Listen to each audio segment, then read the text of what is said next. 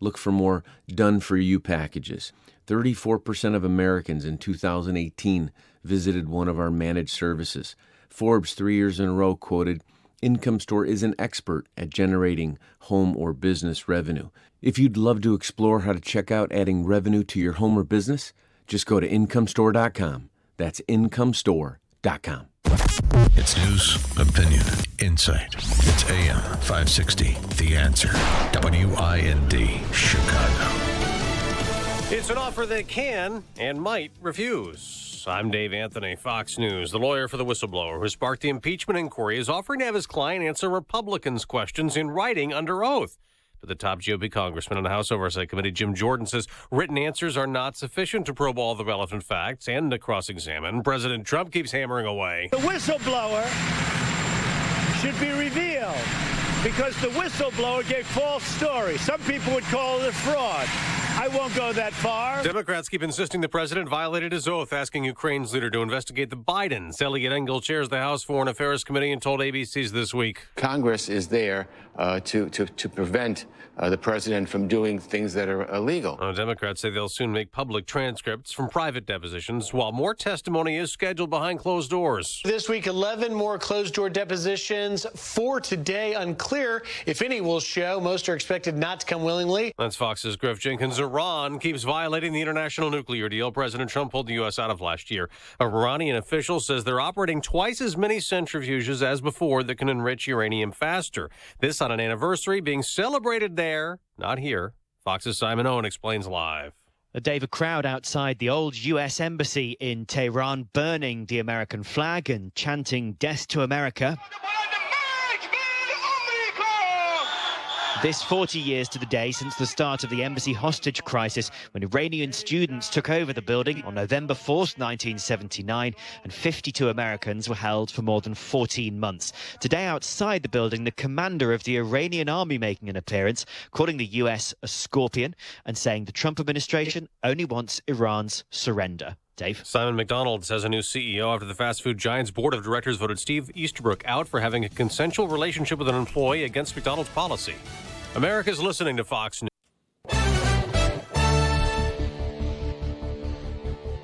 Skies this morning are cloudy. We have 46 degrees at 5:02 on AM 560. The Answer. Good morning, everyone.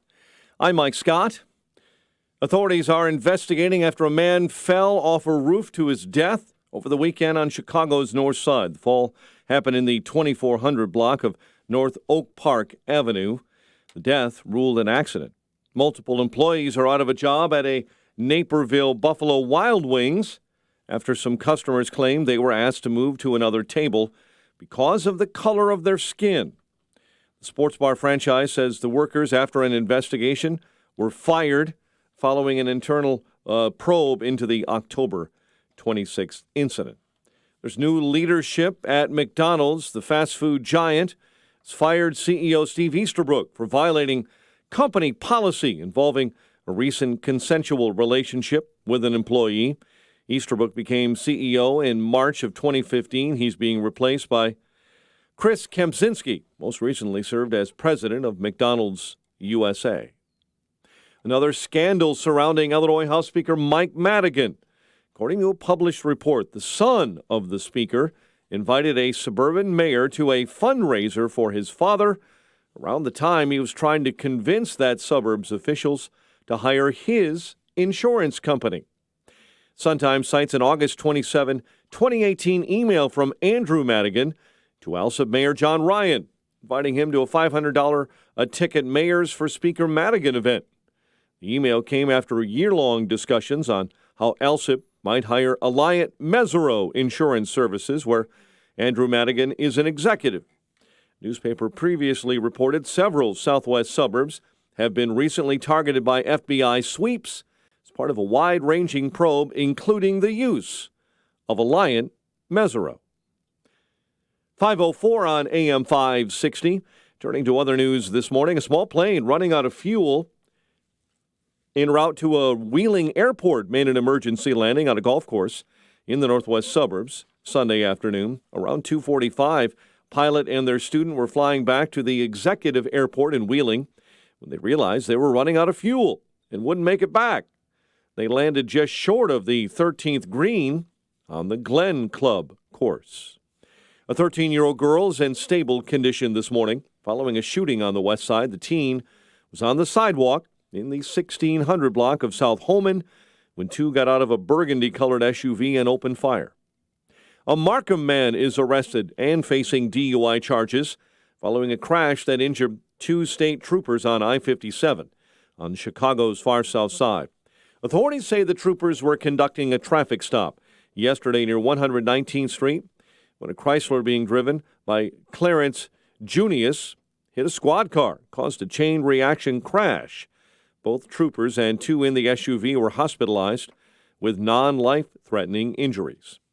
A teenage boy charged in the shooting of two people last Halloween, including a 7-year-old girl who was out trick-or-treating last week, is expected to remain in custody at least through today. The boy appeared in Cook County Juvenile Court Saturday, judge ordering the boy held through today's scheduled hearing. Teen is charged with attempted first-degree murder, but he is not being named because he is a juvenile.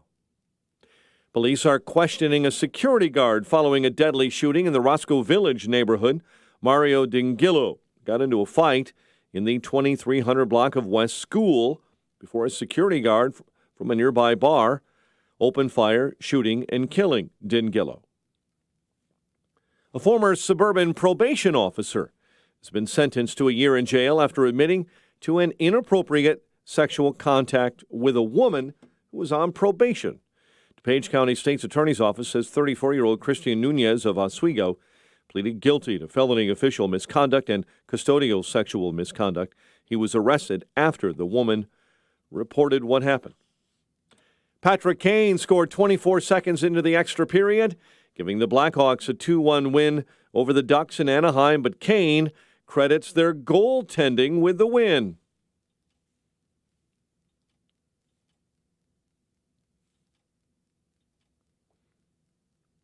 Meantime, Adam Boquist scored his first NHL goal. Alex DeBrincat, that's a goal for Chicago. Eagles hold on to beat the Bears 22-14 in Philadelphia. Bears head coach Matt Nagy talked about the team's inability to move the ball early on. After the loss, David Montgomery scored on two short touchdown runs for Chicago. Pacers took down the Bulls 108-95 in Indianapolis. The News is a service of Napa Auto Parts. This month at Napa, AAA members get 20% discounts, so save big on batteries, brake pads, and more. Quality parts, helpful people, that's Napa know-how. At participating Napa Auto Parts stores, exclusions apply, may not be combined with other offers. Offer ends 11/30/19. 5:07 and a check of traffic and weather on the way next on AM 560. The Dennis Prager Show. Craig in Chicago, hello. I want to say thank you so much. You know, I really credit so much for helping me awaken to look at things in a different way, and I cannot thank you enough. I am proud of doing so and thrilled that I did. The Dennis Prager Show. Weekdays at 11, right before Sean Hannity at 2 on AM 560. The Answer. Dieting is difficult. Hot yoga is hard. Spin class is tough, with a tough instructor. But you know what's easy? Taking the exact vitamins and supplements that are just right for you. So don't take someone else's vitamins. You don't need to, because there's GNC for you. Personalized daily packs filled with the industry's best vitamins and supplements delivered to your door each month. And it all starts with a simple quiz. Look, the journey may be hard, but this part, it's easy. Go to GNCforyou.com. Take the free quiz. Liberty Mutual Insurance Company presents and Doug. Limu, I love how we're always looking out for each other. Kind of like how Liberty Mutual looks out for you by customizing your home insurance. So you only pay for what you need. Limu, why didn't you tell me about the uncovered manhole? I was literally just telling you. Limu, I had no idea you could swim. Liberty, liberty, liberty, liberty. Only pay for what you need at libertymutual.com. You've heard of living trusts and how they can help protect your assets, but you may not know if a living trust is right for you, or maybe you have questions about creating your own living trust. The fact is, almost everyone can benefit from a living trust, which can protect your assets from the court system and your loved ones from unnecessary expense and inconvenience. Learn more at a free seminar Thursday, November 7th at Papa Joe's Restaurant in Orland Park. Estate planning attorney Robert Zapolis will explain how to create your own living trust, estate planning under the new tax laws, why a will does not avoid probate, and more. Have your estate planning and living trust questions answered absolutely free. Don't miss this important seminar, Thursday evening, November 7th at 6:30 at Papa Joe's Restaurant, 145th and LaGrange Road in Orland Park. The seminar is free and a complimentary dinner is served, but you must make a reservation now. Call 708-478-1400. Call 708-478-1400. Again, 708-478-1400. This month at Napa, AAA members get a 20% discount. So save big on batteries, brake pads, and more. Quality parts, helpful people, that's Napa know-how. At participating Napa Auto Parts stores, exclusions may apply. May not be combined with other offers. Offer ends 11/30/19. 510 on AM 560, and that, of course, means it's time for a dry basement in a healthy home. You knew that. Time to call Permaseal. 800-421-SCAL. Time to check the roads with Jim Talamonte. Looking to the northwest suburbs in Bartlett, there's a crash on South Bartlett Road at Struckman. Schaumburg, starting today, roadwork begins on Gulf Road right near 290. We've got Kennedy, traffic stop and go Canfield to Harlem. The crash of the two right lanes and the delays continue to Foster. The two right lanes are blocked with construction. Express lanes are closed, but should open soon on the inbound side. On the Ryan outbound, near 31st, the crash just reported. Car smacking into the wall. The other expressways and tollways are looking pretty good at this hour on a Monday. Downtown Balboa is blocked in Grant Park to clean up after the hot chocolate run. It's traffic. I'm Jim Talamonte on AM 560 The Answer. Chicago's Morning Answer starts next. Your official Chicagoland weather forecast from the 1 Hour Heating and Air Conditioning Weather Center and our meteorologist, Steve Williams. Considerable cloudiness this morning, a chilly morning, then some sun, but this afternoon could see a shower, high 50. Partly cloudy, brisk, and cold tonight, low 30. And then intervals of clouds and sun, cold day tomorrow, the high at 42. I'm Steve Williams on AM 560, The Answer. 48 at O'Hare, 47 along the lakefront, 47 at Midway. Your next news update is at 5:30. Chicago's Morning Answer with Dan and Amy starts now on AM 560, The Answer. Signature Bank is Chicago's fastest growing independently owned business bank. It's a bank where relationships still matter.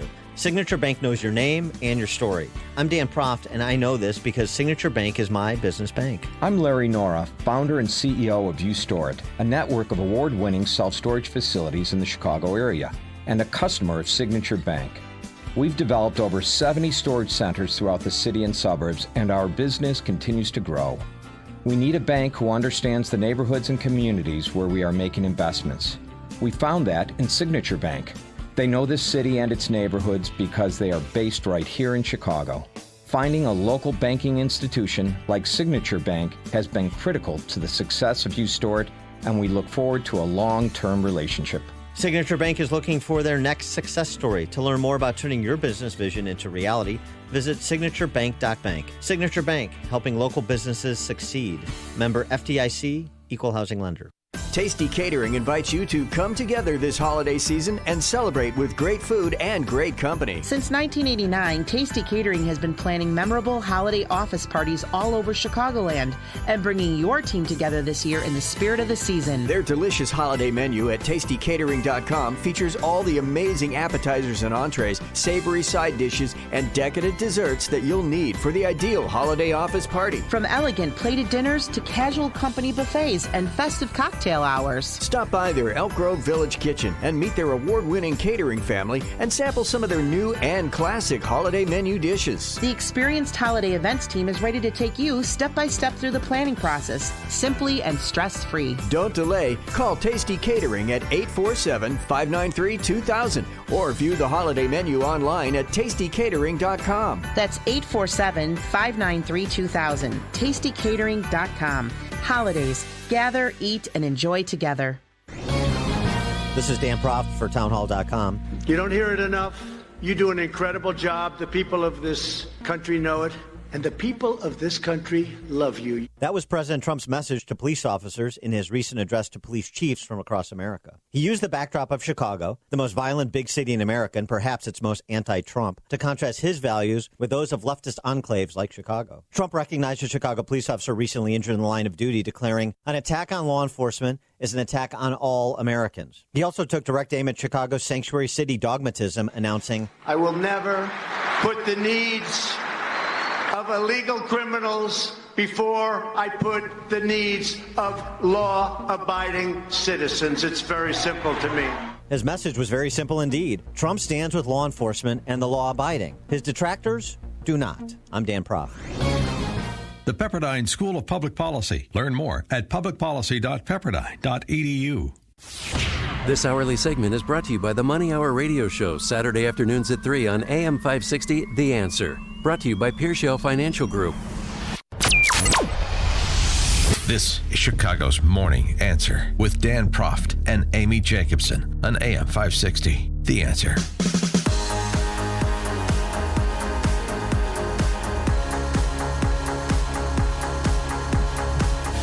Good morning, Dan and Amy. It's too bad, as it turns out, that strike didn't go a few days longer, huh? Then you could have avoided having to play Marmion. Yeah, thanks, Dan. Yeah. Still licking my wounds this morning. The final score was, I don't know, something 14. I had 35-7 was my predicted score, and the final score was? You know, right? I heard 42-12. Well, it was 42-14, actually. Mm-hmm. So because at 55 seconds left in the game, there was a 2-point conversion made. Quarterback threw a wonderful pass into the end zone. Fascinating. And I appreciate that. I appreciate that because my predicted spread was 28 points, and the spread was 28 points. Last year I predicted the exact score, and this year I predicted the exact spread. Well, the problem was, and I'm not making excuses, that Marmion is a better team, but when the game started, honestly, they looked like they'd never played together because, look, they haven't played a game in a month. Because of the teacher strike. So thank you, teachers, again, for sticking it to the kids that you so care about. The good news is Amundsen girls swimming won their conference title on Saturday. Yeah. And nobody cares. Anyway, back to CPS and IHSA football playoffs. Yeah. Oh, Simeon and Phillips are the only ones who advanced. Yeah. Here's the story about CPS. Because it's fascinating to me, the focus on sports. You had parents who went to enjoin get injunctive relief from the strike so that they could practice and make sure their kids could have their playoffs and so on and so forth. Right. CPS went 3-16 in the first round of the IHSA playoffs. Yep. Football programs. They were outscored 759-187. They gave up an average of 39 points per game. 4 of the teams lost by 50 points. 11 lost by more than 40 points. CPS's only undefeated team, that would be Peyton, lost to a 5-4 Fenwick team. Oh, what was that score? That's pretty bad. Bennett lost, but we're not talking about Bennett. We're talking about CPS. I know. We no, we're this $9 billion enterprise called CPS, and all the kids and the importance of the sports programs and stuff and so on. Phillips, allegedly the best team in CPS, won on the last play of the game against a 5-4 Lincoln Way West team, one of the 3 of 16 teams who won. CPS's 2 8A teams, Curry and Taft, got outscored by a combined 101-12. These are not competitive teams. Frankly, they're so bad, they're actually dangerous for the kids that are playing on them, some of these teams. It's not that bad. No, it is that bad. No, it is that bad. Did you just hear the stats I read off? That's not competitive. I did, but it's not dangerous. I mean, when you're getting run over by 50 points? You just, throw the ball long. You have a receiver catching it. We have running games. I'm looking forward to CPS petitioning the IHSA for the rule they have in New York. Plainedge High School, their head football coach, Rob Shaver, has been suspended for 1 game. Why? Because he failed to follow a lopsided scores policy. that mandates coaches of football teams in Nassau County that win by more than 42 points explain what they did to prevent running up the score in an unsportsmanlike conduct fashion. Plain Edge won 61-13. Both of the teams are undefeated. There's two undefeated teams playing. 61-13. The coach of the victorious team gets suspended. And there's a rule you have to explain what you did to prevent running up the score. So I assume you got to put in your bench, right? I assume CPS will be petitioning for this. Oh. For protection against schools from the rest of the state, at least for football. Isn't that remarkable? Isn't that a sign of the times? The coach suspended for a game. Suspended for a game for running up the score, quote unquote, running up the score. I mean, at some point, you don't have to take the Woody Hayes approach of I went for 2 because I couldn't go for 3. You don't have to take that approach. But, I mean, hey, I'm sorry, my third string still steamrolls your first string or whoever you got on the field. What do you want me to do? Have the kids just lay down, sit in the middle of the field Indian style and wait for the clock to run out? I know you were wishing Marmion would have done that. Connect with Dan and Amy on the AM 560 The Answer mobile app. Just text the word app to 64636 to download the app today. Tom Killeran Photography is ready to memorialize your next event with photos that come to life and preserve the memories for generations. They can accommodate your large group photos to individual portraits, wallet size to panoramic. They can even print your photos on location as a take-home keepsake for your party guests. Visit KilleranPhotography.com. AM 560 The Answer hired Tom Killeran Photography for our annual charity golf outing, and the finished product was amazing. Book Tom Killeran Photography for your upcoming corporate event, family reunion, wedding, bar mitzvah, or any event you want to capture forever. And those old family videos you have on VHS tape, it's time to preserve them forever. Tom Killeran Photography can transfer your beloved memories to DVD and can restore your older faded photos or enlarge them. Visit KilleranPhotography.com. KilleranPhotography.com. KILLORAN Photography.com. Hey, if you own a business and are planning for 2020, listen to this important message. A big change is coming to Windows that will directly impact your networking system. Windows 7 is expiring in mid-January, and Microsoft will stop releasing updates and patches for this version. Without those updates, your network security will be compromised. Windows 10 is the required operating system to keep your network secure.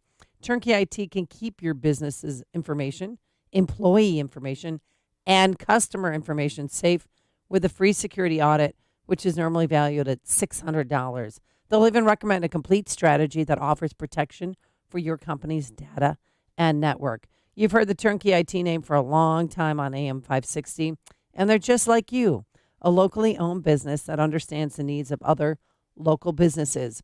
In fact, Turnkey IT specializes in working with businesses that employ 5 to 200 employees. So leave the technical stuff to the pros so you can focus on what's important. Visit turnkey.pro today. That's turnkey.pro. Alan Dershowitz is speaking out against Nancy Pelosi's impeachment. Dershowitz is on Newsmax TV every night this week at 8 p.m. Eastern. He's exposing the war on Trump. See Alan with hosts like Mike Huckabee, Bill O'Reilly, Michelle Malkin, and more. Find Newsmax TV on DirecTV, Xfinity, Dish, Spectrum, Fios, Optimum, and Uverse. Newsmax is the fastest-growing news channel in America. If you don't get Newsmax, call your cable company. Tell them you want Newsmax TV. It's real news for real people. Hey, have you heard that ransomware attacks have increased by 500% this year? Yeah, cybercriminals are targeting all types of businesses, encrypting their data and holding it hostage unless they pay up. What if we're their next victim? Don't worry, we have Barracuda to detect, prevent, and recover from ransomware and other advanced threats. So we're secured? Absolutely. We'll pay no ransom and keep this business up and running. That's a relief. Protect your business at Barracuda.com. Barracuda, your journey secured. DS Arms is the factory direct outlet for all major brands of firearms and accessories. And for over 3 decades, they've manufactured custom rifles used by police, military, and you. Purchase your rifle factory direct and support American manufacturing and jobs. DS Arms also has the automatic knives, mags, and optics, plus every accessory you'll need. DS Arms is in Lake Barrington off Route 14 and Pepper Road. DS Arms is much more than a gun store. Visit dsarms.com or call 847-277-7260. That's dsarms.com. Hey there, beer lovers. Let your freedom be heard. And be sure to spread the good word. If you love freedom, patriotism, and the craft beer revolution, then Gun Craft Beer is the brew for you. You can purchase Gun Craft Beer all over Chicagoland.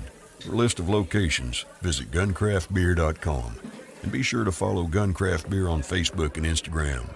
So salute the red, white, and brew by enjoying the freedom you can taste with Gun Craft Beer. AM 560, The Answer.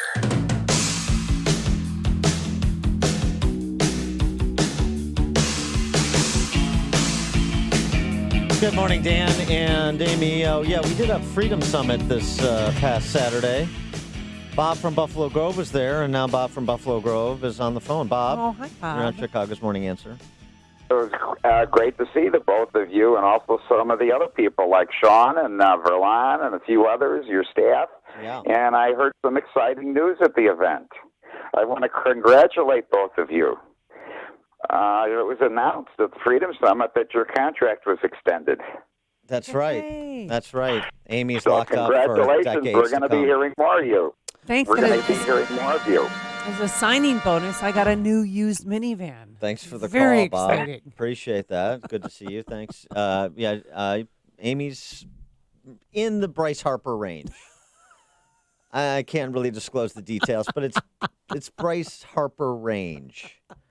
Yeah. And you're in the Tom Brady range. And we thank our listeners for Freedom Summit patronizing the show. Otherwise, we wouldn't have a show. We wouldn't have a show. We wouldn't get paid, and there would be no contract. So, and I have to tell you, Laura Logan, I love her.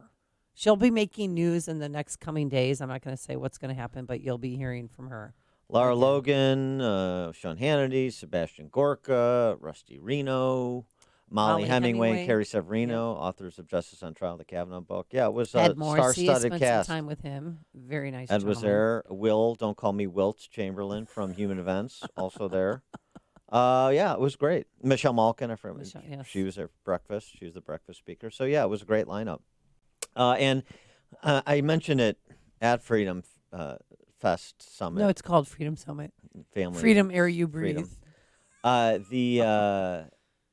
I mentioned this on Saturday because it had just happened, and I think we were all still reeling from the shock of it and disappointment, sadness, the passing of the Bobby O'Rourke campaign. Yeah. So, I mean... Yeah.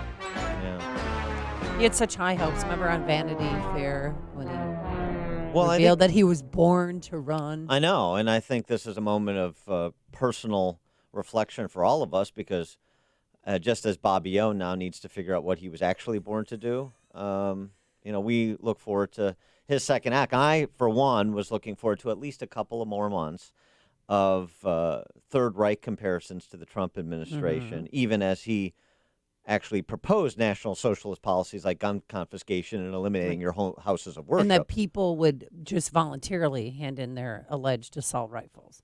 That we don't have to mandate anything. They'll turn them in. But look back at Bobby. And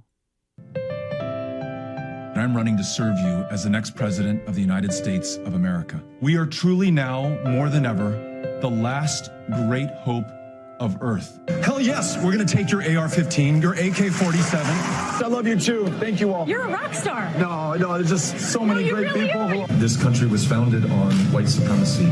Public enthusiasm for this 46-year-old optimist continues to swell. Some great reporting. So I'm here at the dentist. Well, Cynthia, I'm changing the tire on this truck. Take a deep breath. No crying. I have enjoyed white privilege. Absolutely. Undeniable. You could just see the charisma that he has on stage. That whenever you get a camera on this guy, he has this charisma. Rock star. That was that moment where he felt like he had some kind of destiny. In Texas, we have a problem with broadband in rural communities. They can't go to Tinder and find a date tonight to find that special person who's going to make the difference in their lives. No one is born to be president of the United States of America, least of all me. Bobby, you were that special person. You. Oh. Isn't it great? Well, we'll take your calls and reflections on the Bobby O'Rourke I didn't see campaign. that coming, though. I mean, he tweeted it out Friday that it's over. Yeah, I mean, you would think with him stably positioned at 1% in the polls for this long, right? You know that would really be a springboard to something. I don't know what. What's he gonna do now? I mean, he's out of a job. Maybe he should just start over, make up a new name, run for city council in El Paso again. Maybe he could be mayor of El Paso. Just try it all. Try it all over.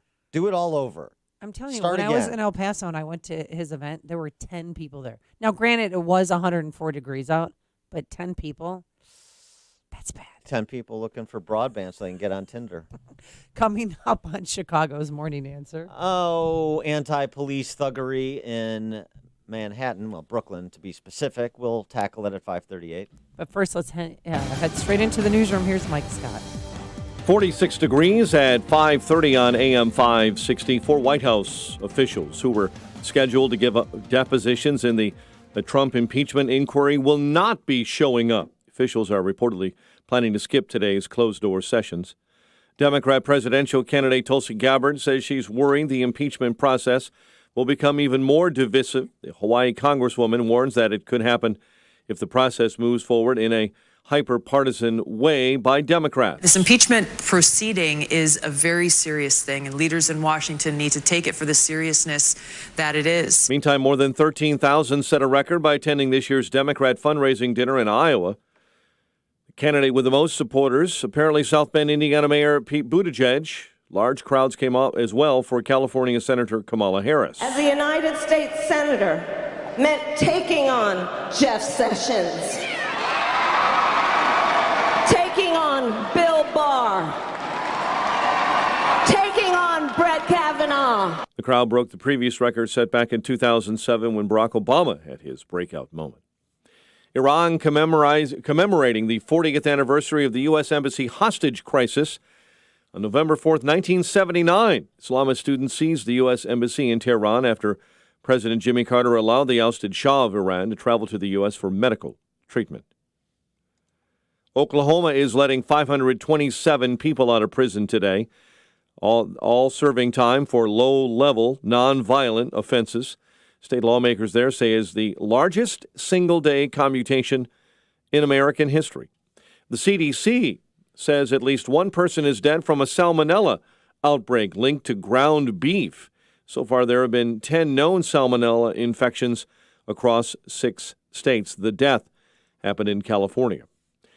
There's new leadership at McDonald's this morning. Chicago-based fast food giant firing CEO Steve Easterbrook for violating company policy involving a recent consensual relationship with an employee.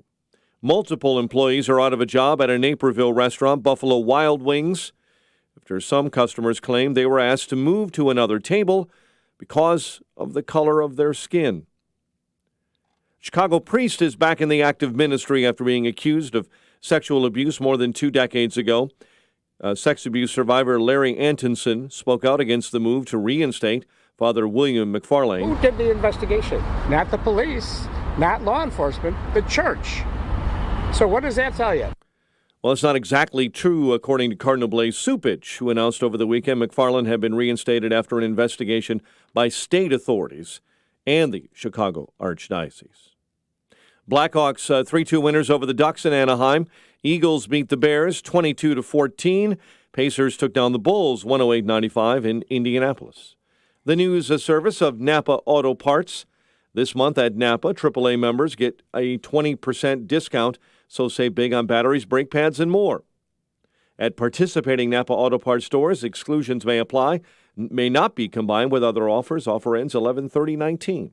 5:33, and a check of traffic and weather on the way next on AM 560. Sean Hannity is beginning to get angry. It is getting really, really, really difficult to hold back what is just an anger that I have at what the mob and the media and the Democrats, they are so detached from any objective truth, honesty, and common sense reason. They're void of all of it. The Sean Hannity Show. Afternoons at 2 on AM 560. The Answer. If you maintain an industrial plant, you know your dust collection systems are a vital part of the operation of your plant. Without them, things can get dusty quick. And when your dust collection system malfunctions, the downtime can cost your plant money. Time to call the professionals at Vans Industrial for help. Hi, I'm Dave Van Camp, owner of Vans Industrial. At Vans, we work with many different types and sizes of dust collectors, from 1,000 CFM to 100,000 CFM. If your system needs housing repair, tube sheet, pulse valves, ductwork, or collection hoods, give us a call. Schedule an inspection today to keep things running smoothly and avoid costly downtime. And when you're ready for a new dust collector, we can design your system from the collection hoods to the stack for plants of all size applications. Vans uses only the best and safest union-trained mechanics, insured at the highest level, to perform the job right. Call 833-VANS-IND. That's 833-VANS-IND. Or on the web at vansindustrial.com. Are you tired of paying another mortgage payment for your health insurance? Did you know you're not locked into your current health plan? With non-Obamacare health plans, you may save 25 to 50% or more each month. Contact SVL Insurance Group. They recently helped a healthy family of 5 who were paying $1,800 per month for health insurance using a well-known regional insurance carrier. SVL Insurance Group was able to lower their premium to $750 per month and pick up additional coverage. There are no open enrollment periods, which means you can start or stop your health plan any time of the year. You can also cancel anytime. 2019 has been a remarkable year with the expansion of product portfolios from many insurance carriers. With the elimination of the individual mandate, you're now free to choose any health insurance plan for you and your family without the added stress of a yearly penalty. Contact SVL Insurance Group today to have a conversation and see what's best for your family. Call 224-465-8276. That's 224-465-8276. Online at svlinsurancegroup.com. A lost dog, not a lost cause. Read Catching Murphy, the latest book from the Associated Press, available now exclusively at Amazon.com.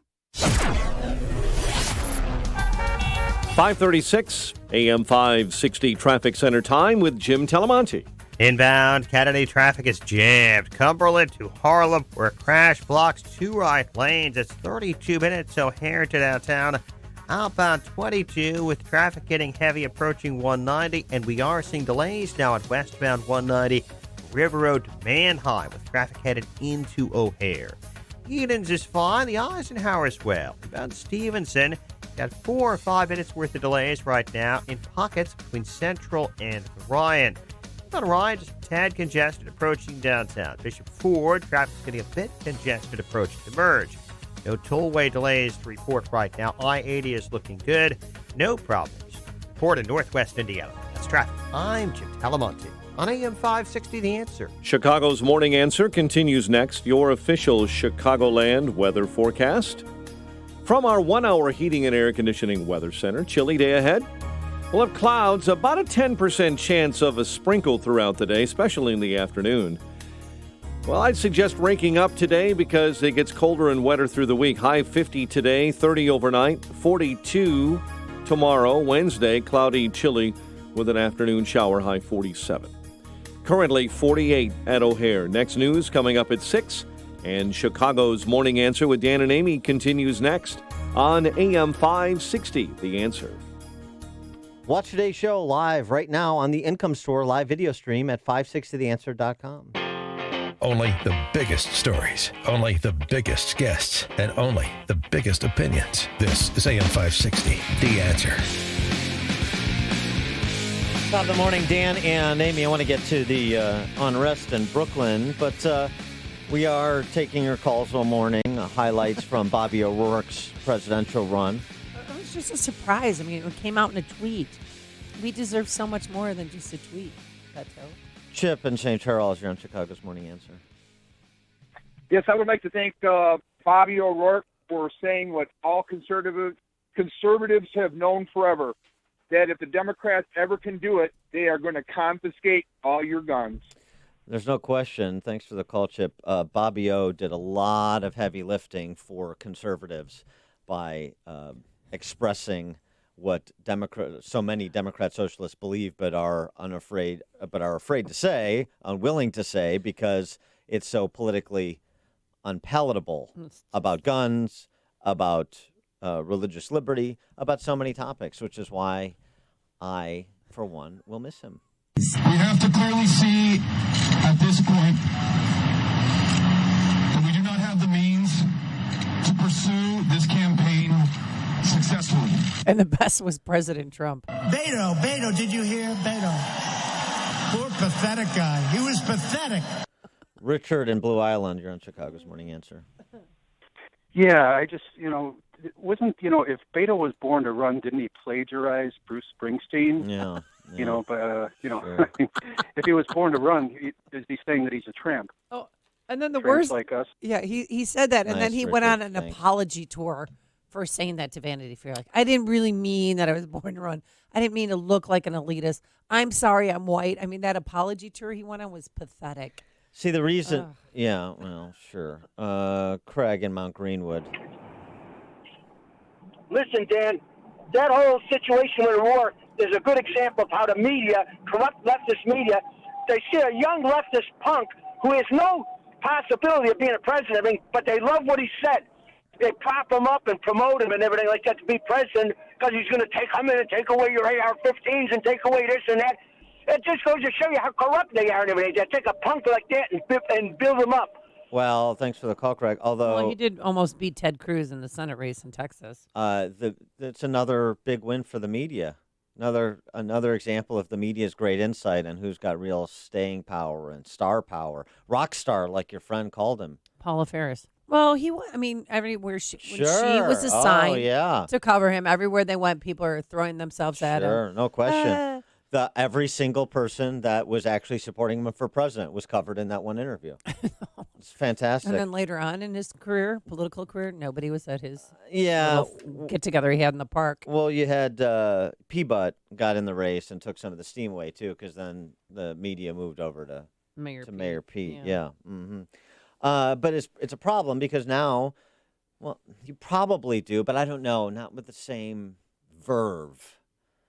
Who will take up the fight to decriminalize turnstile jumping in New York?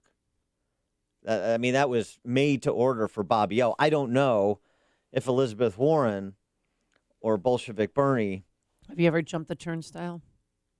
Oh, you probably don't take public transportation. No. Are you kidding?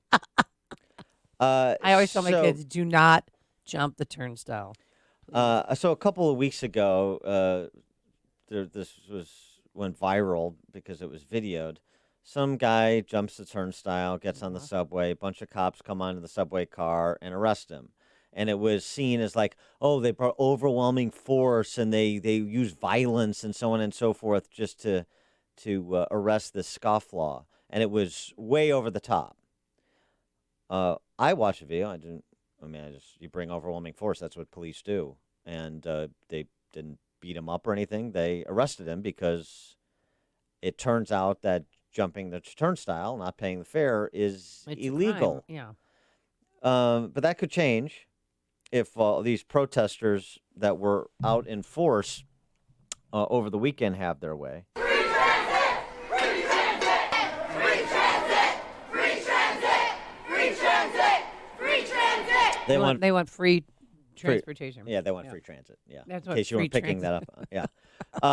And I'll tell you what, they're getting support from a certain socialist Spice Girl, AOC, arresting people who can't afford a $2.75 fare makes no one safer and destabilizes our community. New Yorkers know that. They're not having it, and they're standing up for each other. Ending mass incarceration means challenging a system that jails the poor to free the rich. Oh, my God. So, decriminalizing turnstile jumping. What do you think? 312-642-5600, turnkey.pro answer line. 64636, turnkey.pro text line.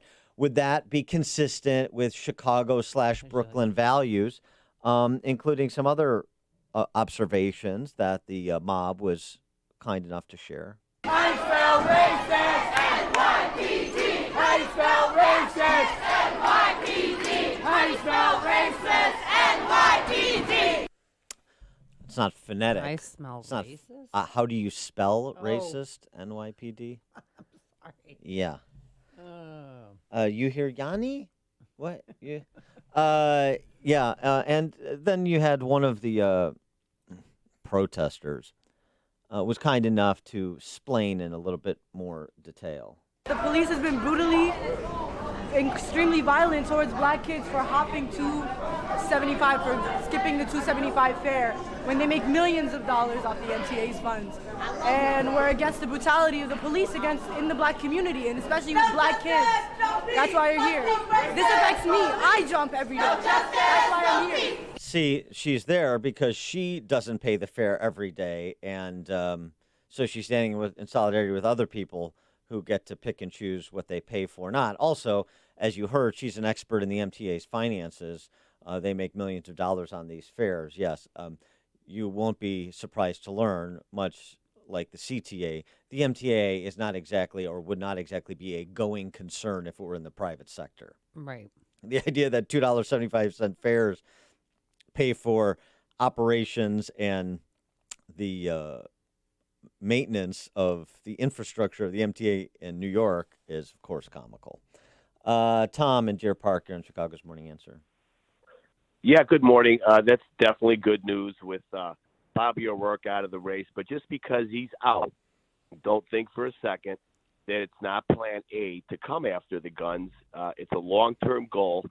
So with that, I want to put a plug in for one of your new advertisers, DS Arms in Lake Barrington. Yeah. They sell a lot of nice stuff, and I'd recommend people go check it out. It is an awesome toy store. All right, thanks for the call. Yeah, that's a good idea. Go to DS Arms or your favorite gun store and celebrate, memorialize Bobby O's presidential campaign by buying a sport rifle. That's the way he'd want it. Mike on the north side. Hey, Mike. Hey, Mike. Good morning, kids. Thanks for taking my call. Mm-hmm. I'm afraid I'm going to have to agree with Alligator Ocasio-Cortez. Mm-hmm. If the rich would just pay more, if we can get Governor Jelly Belly to pay his property taxes, if we can get all the Democrats that are taking bribes to pay taxes on that, that would solve all our budget problems. And if we can get the Dailies to pay back everything they took, we'd be in the black. All right, thanks for the call, Mike. There was more commentary on the police, too. It wasn't just about the $2.75 fare to ride the train there. It's also about the police. No cops! No KKK! No fascist USA! No what? No cops! No KKK! No fascist USA! So they would also like to eliminate the New York City Police Department. Yeah. So if you could have them ride the train for free, and if you could eliminate the New York City Police Department, then things would be looking up, and you can make the kids happy, and that's what we're here to do. I'll tell you what, after last week with Eddie Johnson in Chicago, Trump here to address the police chiefs, and now this weekend in Brooklyn, what a reminder. What a reminder, again, as you think about 2020, up and down the ballot, really, but starting at the top. There's one candidate and party generally that stands with law enforcement. That doesn't mean blindly stands with law enforcement, but stands with law enforcement, the rule of law. And there's another camp, party, whose leading lights are people like Ocasio-Cortez, who promote mobocracy. That's what she's promoting. You're standing with the turnstile jumpers. If 275 is too much, or you want to change the fare, fine. You do it lawfully. The other Democrats running New York City are the ones who impose the $2.75 fare, but okay. I mean, but AOC wants to eliminate ICE.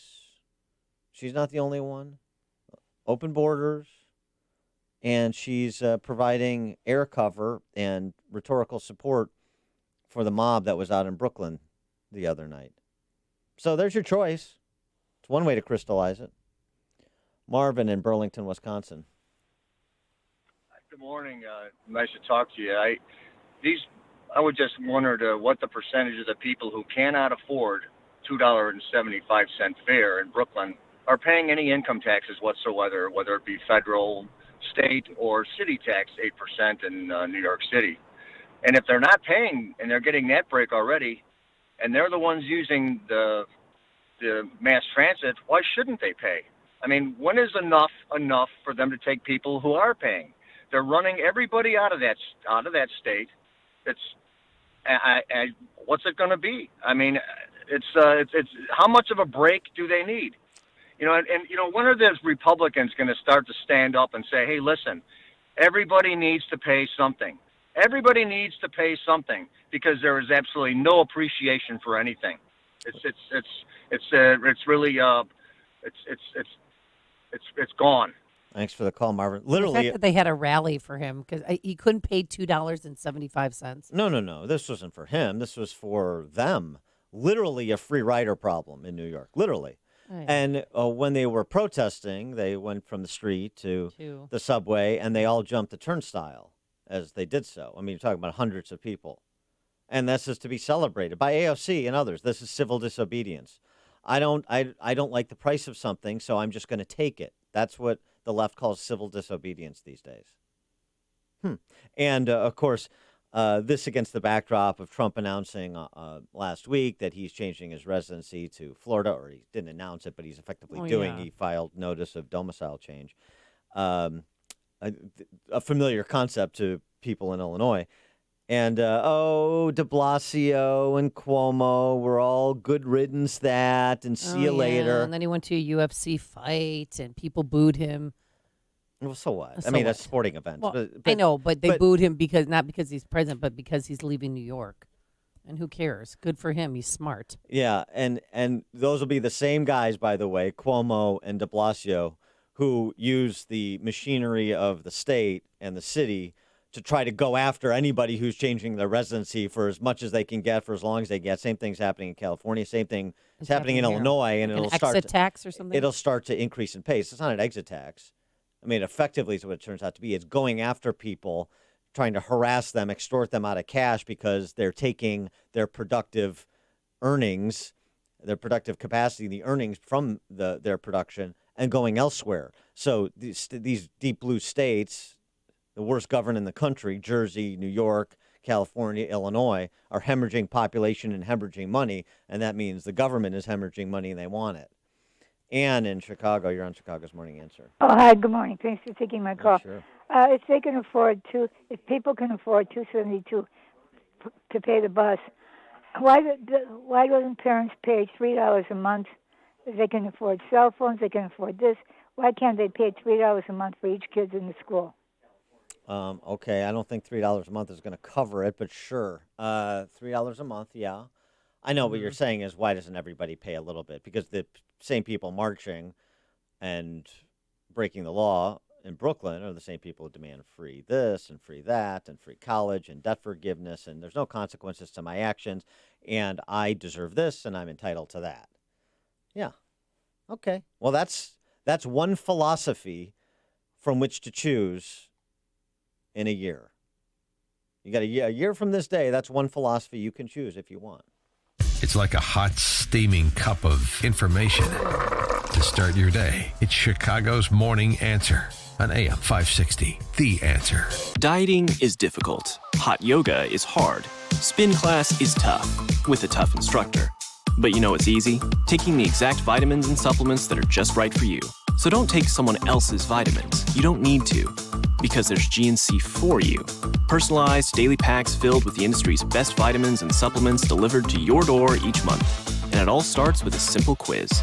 Look, the journey may be hard, but this part, it's easy. Go to GNCforyou.com. Take the free quiz. Liberty Mutual Insurance Company presents... and Doug. Limu, I love how we're always looking out for each other. Kind of like how Liberty Mutual looks out for you by customizing your home insurance. So you only pay for what you need. Limu, why didn't you tell me about the uncovered manhole? I was literally just telling you.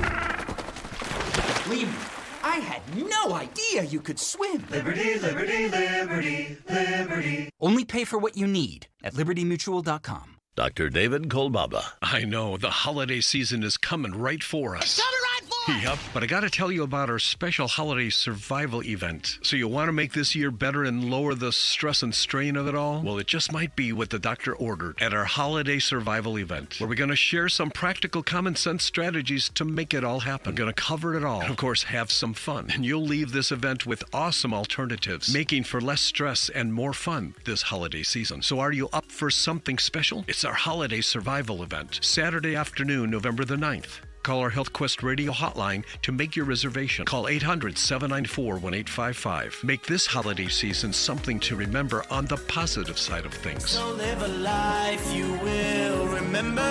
That's 800-794-1855. And remember to listen to Health Quest Radio with me, Dr. David Kolbaba, heard every Saturday morning at 11 right here on AM 560, The Answer. That's 800-794-1855. This is attorney Stephen Leahy, host of the IRS Radio Hour, heard right here on AM 560 every Sunday evening at 5 o'clock. Let me tell you about Bill. Bill's business slowed down and he fell behind on his taxes. Instead of filing his tax return, he decided to wait until he could pay. Well, 1 year turned to 2, turned to 3. Then the IRS threatened to contact his customers, take his house, his bank account, and his passport. Well, Bill hired me. We filed all of his tax returns and an appeal to slow the IRS down. Then we worked out an installment agreement based on how much he could pay, not on how much he owed. Now Bill can rely on the IRS protection plan. We will file his future tax returns and keep the IRS off his back so Bill can focus on growing his business. If you have questions about the IRS, you can get a copy of my book, Deal with Your IRS Problem Today, to learn the secrets of solving your IRS problem and save your business, your marriage, and your reputation. Call 312-664-6649 or go to freeirsbook.com. If you have pain, I hope you listen up. Hi, it's Mike Gallagher. You don't need to live in pain. Let me repeat that. You do not have to live in pain. Chronic pain is the worst, whether it's from an accident or pain that just develops. Chicagoland, you're in luck. Dr. Ken Candido is one of the nation's most respected and successful pain doctors. He's been voted one of Chicago's best pain doctors several times. Bottom line, he's the pain doctor you need. Dr. Candido of Chicago Anesthesia and Pain Specialists will help you get off pain medication and all of the side effects. How? By finding the source of your chronic pain and fixing it. This is Ken Candido of Chicago Anesthesia Pain Specialists. Let's make you pain-free. Call Dr. Ken Candido and make an appointment with a cutting-edge, respected, and successful pain physician. Go to mypainchicago.com. That's mypainchicago.com. Thousands have been helped with their chronic pain, and you could be the next one. Get the phone number and all the info you need at mypainchicago.com. That's mypainchicago.com. AM 560, The Answer. Top of the morning, Dan and Amy talking about people jumping the turnstiles and fleeing states where that's popular. New York, Illinois. Jim in Naperville. Hey, Dan, I'd like to see some hard numbers. Good morning, Amy. Great seeing you guys at Freedom Summit. It was excellent. Lars Kucharz was an excellent speaker about his experience there. Yeah, Hungary. Lars. Yeah. Hey, Communist Hungary. I know. I'd like to see some hard numbers on how much of our current and future pension payments from the state of Illinois and similar states are going to be heading south to Tennessee and out of state, and no longer available in the state of Illinois for purchases for people buying or selling anything here. Well, that's right. I mean, thanks for the call, Jim. I mean, that's a rolling ticker, right? That's like watching the debt clock. Is the resources that are leaving this state attached to the people leaving this state? In 2018, 86 of Illinois' 102 counties lost population. So it's not just Chicagoland. It's not just the metro area. It's all over the state. I mean, right. Illinois is leading the nation in out-migration, and it's not just Chicago. It's the kleptocracy that envelops the whole state that is driving people from it. And in terms of the GDP loss, we know, just looking over the last decade or so, you're talking about literally tens of billions of dollars in gross domestic product that has left the state with the people leaving. And here's something else, too, since you brought up pensions. There's a good new job market paper by Sean Myers from Stanford University, who looked at what the prospects for a public pension fund crises in the next downturn. He writes, a hypothetical shock to pension funds in 2015 produces twice as many fiscal emergencies as the original 2008 to 2010 shock did. In a quantified model that he produced for his research, the government undersaves, takes excess risk relative to what households would choose. Of course it does, because it's got liquidating your household as its backstop. But I mean, boy, I'll tell you what, you Chicago police and Chicago fire, telling you right now, and I don't say this in a celebratory way. No, it's happening. You have anything like 2008, anything like that, and those pension funds are going to crater even faster than they're already projected to. I mean, you're current beneficiaries, near soon-to-be beneficiaries. Heads up, ladies and gentlemen. It's coming. Coming up on Chicago's Morning Answer. We'll do a little bit of impeachment theater roundup from the weekend at 6:06. And I'm loving it. Oh, he was. Now he's out of a job. But here he is first, Mike Scott. A 13-year-old girl wounded in a West Side shooting. WIND. Chicago News Time is 6 o'clock. The whistleblower wants to talk, but only in writing.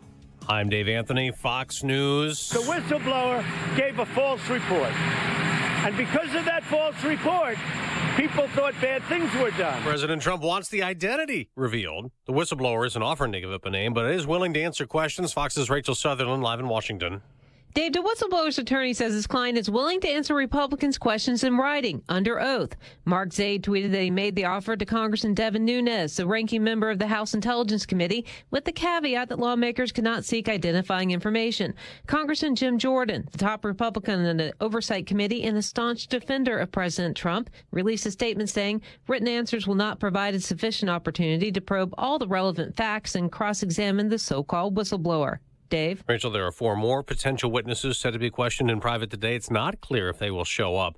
Democrats say soon they'll make private depositions public, releasing transcripts as they claim the president violated his oath of office, asking Ukraine's leader to investigate the Bidens. I've seen my Republican colleagues twist themselves into a pretzel in order to defend the indefensible. Congresswoman Terry Sewell on ABC's This Week. President Trump insists the call was perfect. He did nothing wrong. Iran is upping the nuclear ante, now using double the number of advanced centrifuges to enrich uranium than previously acknowledged, in further violation of the international agreement the U.S. pulled out of last year. And the head of Iran's nuclear program also says they are working on a prototype 50 times faster than the agreement allows. Former President Jimmy Carter was back teaching Sunday school in Georgia. The 95-year-old is recovering from a broken pelvis from a fall 2 weeks ago. The lesson was on life after death, and Carter claims he has, quote, complete faith in the afterlife. As Fox's Jackie Ibanez, Carter has lived longer than any other ex-president. America's listening to Fox News. Skies are mostly cloudy, 45 degrees, 6:02 on AM 560. The Answer. Good morning, I'm Mike Scott. New leadership at McDonald's this morning. Chicago-based fast food giant fired CEO Steve Easterbrook for violating company policy involving a recent consensual relationship revealed with an employee. Easterbrook became chief executive in March of 2015. Multiple employees are out of a job at a Naperville Buffalo Wild Wings after some customers claim they were asked to move to another table because of the color of their skin. Sports bar franchise says the workers involved were fired following a precise internal investigation into the October 26th incident. A man fell off a roof to his death over the weekend on Chicago's north side. Police say the fall happened Saturday in the 2400 block of North Oak Park Avenue. A Markham man arrested, facing a DUI charge following a crash that injured 2 state troopers along I-57 on Chicago's far south side. The troopers were conducting a traffic stop early yesterday near 119th Street when a vehicle hit that squad, causing a chain reaction crash. Former Bears quarterback Eric Kramer due in a Los Angeles area courtroom this week for a pretrial hearing on charges related to an assault on his wife. Kramer allegedly assaulted his wife during a dispute in June of 2018. Blackhawks 3-2 winners over the Ducks in Anaheim. Adam Boquist, Patrick Kane, Alex DeBrincat netting goals. Eagles hold on to beat the Bears 22-14 in Philly, and the Pacers beat the Bulls in Indy 108-95. The news service of Napa Auto Parts. This month at Napa, AAA members get a 20% discount. Save big on batteries, brake pads, and more. Quality parts, helpful people, that's Napa know-how. At participating Napa Auto Parts stores, exclusions may apply. Offer ends 11/30/19. 6:04 and a check of traffic and weather on the way next on AM 560. The mainstream media wants to divide Americans into neat little groups, and they want you to believe that everyone in each of those groups thinks alike. John Anthony and Charles Love are here to blow up that lie. Join them for Black and Right this Saturday at 1 p.m. when they expose the lies of the media and the hypocrisy of the left and have fun doing it. It's Black and Right this Saturday at 1 p.m. right here on AM 560. The Answer. Okay, forest animals, today is a new day. Kids are coming to the forest, and it's up to us to make their visit a good one. Sparrow. Yes? Have you practiced the most popular bird songs for the year? Of course. Catchy. I like it. Okay, River. Dude. How's the temperature? It's a refreshing 52 degrees, man. Perfect for a little riverside shoeless relaxation. Ah, good. Owl, you here? Course. Who's asking? I am. Look, you know the drill. Sleep during the day, scare the kids at night. Perfect. I love my job. Oak tree? What's up? Still in the same place I left you last year. That's what I like. Consistency. Well, it's not like I'm going anywhere for the next couple hundred years. I know. I love it. Turtle. Turtle. He's not here yet, man. He's late every morning. You'd think he would have learned by now to leave the night before our meetings. Okay. Squirrel. Has anybody seen Mr. Squirrel? The forest has been preparing just for you. Visit a forest near you today. To learn more about cool things to do in the forest, visit discovertheforest.org. Brought to you by the U.S. Forest Service and the Ad Council. All right, if your roof's needy, you can call Crumweedy. Hey, Sean Hannity here. If your roof is leaky, if the shingles are curling, or if your roof isn't right after storms, then you need to call Crumweedy with roofing companies. And the difference is, of course, installation. Now, Crumweedy, they know that, and that's why they follow the manufacturer's specifications, so your warranty is totally intact. And many companies don't do that, and that could void your warranty. If you hate high-pressure sales tactics, not from Crumweedy. They give you good, better, best options. You make the choice, no pressure. Crumweedy is a roof that lasts at a fair price. Now, Mark Olson and Greg Olson of Crumweedy, they lead this third-generation family business that's been doing Chicagoland roofs since 1953. Now, they fix roof problems, so if your roof is needy, call Crumweedy. That's 630-595-8020. That's 630-595-8020. They're online, of course, at myroofisneedy.com. Staples Print and Marketing Services helps your business turn big ideas into bigger ideas. Now when you make a print and marketing services purchase, you get 20% off your next order. In-store only. Offer ends 11/9/19. Exclusions apply. See staples.com/print20 for details. Staples. 6:06 AM 560 Traffic Center time and Jim Telemonte. Inbound Kennedy traffic is stop and go from 190 to Harlem. There was an earlier crash. We're looking at about 28 minutes. O'Hare to downtown. Outbound 31 with delays from Montrose to Harlem. And then westbound 190 is sticky with airport traffic. Slow going from River Road to Manheim. Edens is clear. Inbound Eisenhower delays start at Manheim. 33 minutes, 390 to downtown. Outbound 30. Inbound Stevenson, 40 minutes, 355 Lakeshore Drive. The line is 19 minutes, 95th to downtown. I-57 just a bit congested approaching Demurray. Bishop Ford delays start at the 115th, 25 minutes with 8094 to Ryan. Tollways look good, Northwest Indiana as well. And that's traffic. I'm Chip Telemonte on AM 560 The Answer.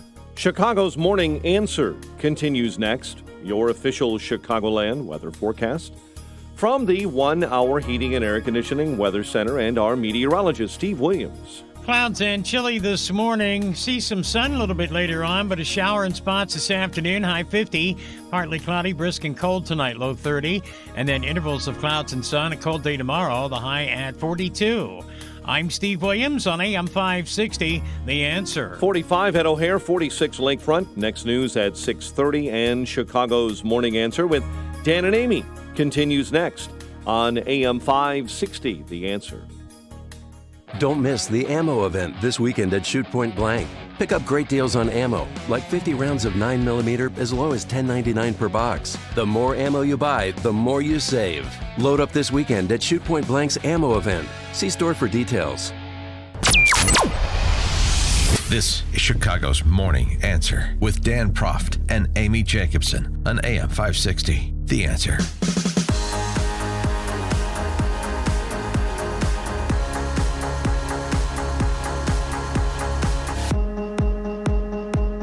Top of the morning, Dan and Amy, and of course, impeachment talk dominated the Sunday shows. But sometimes you have somebody come on that can offer clarity in 10 seconds or less. You just avoid having to watch Meet the Press and Face the Nation and Fox News Sunday and State of the Nation and so on and so forth. You just flip on Tom Cole, Republican from Oklahoma, for 10 seconds on Meet the Press, and you get the Republican Party's position nicely summarized. And I look at it this way. The aid is there, and the investigations didn't happen. So if there was a quid pro quo, it certainly wasn't a very effective one. Yeah, all right. That's it. That's it. So I don't need to watch? Let's wrap it up. Okay.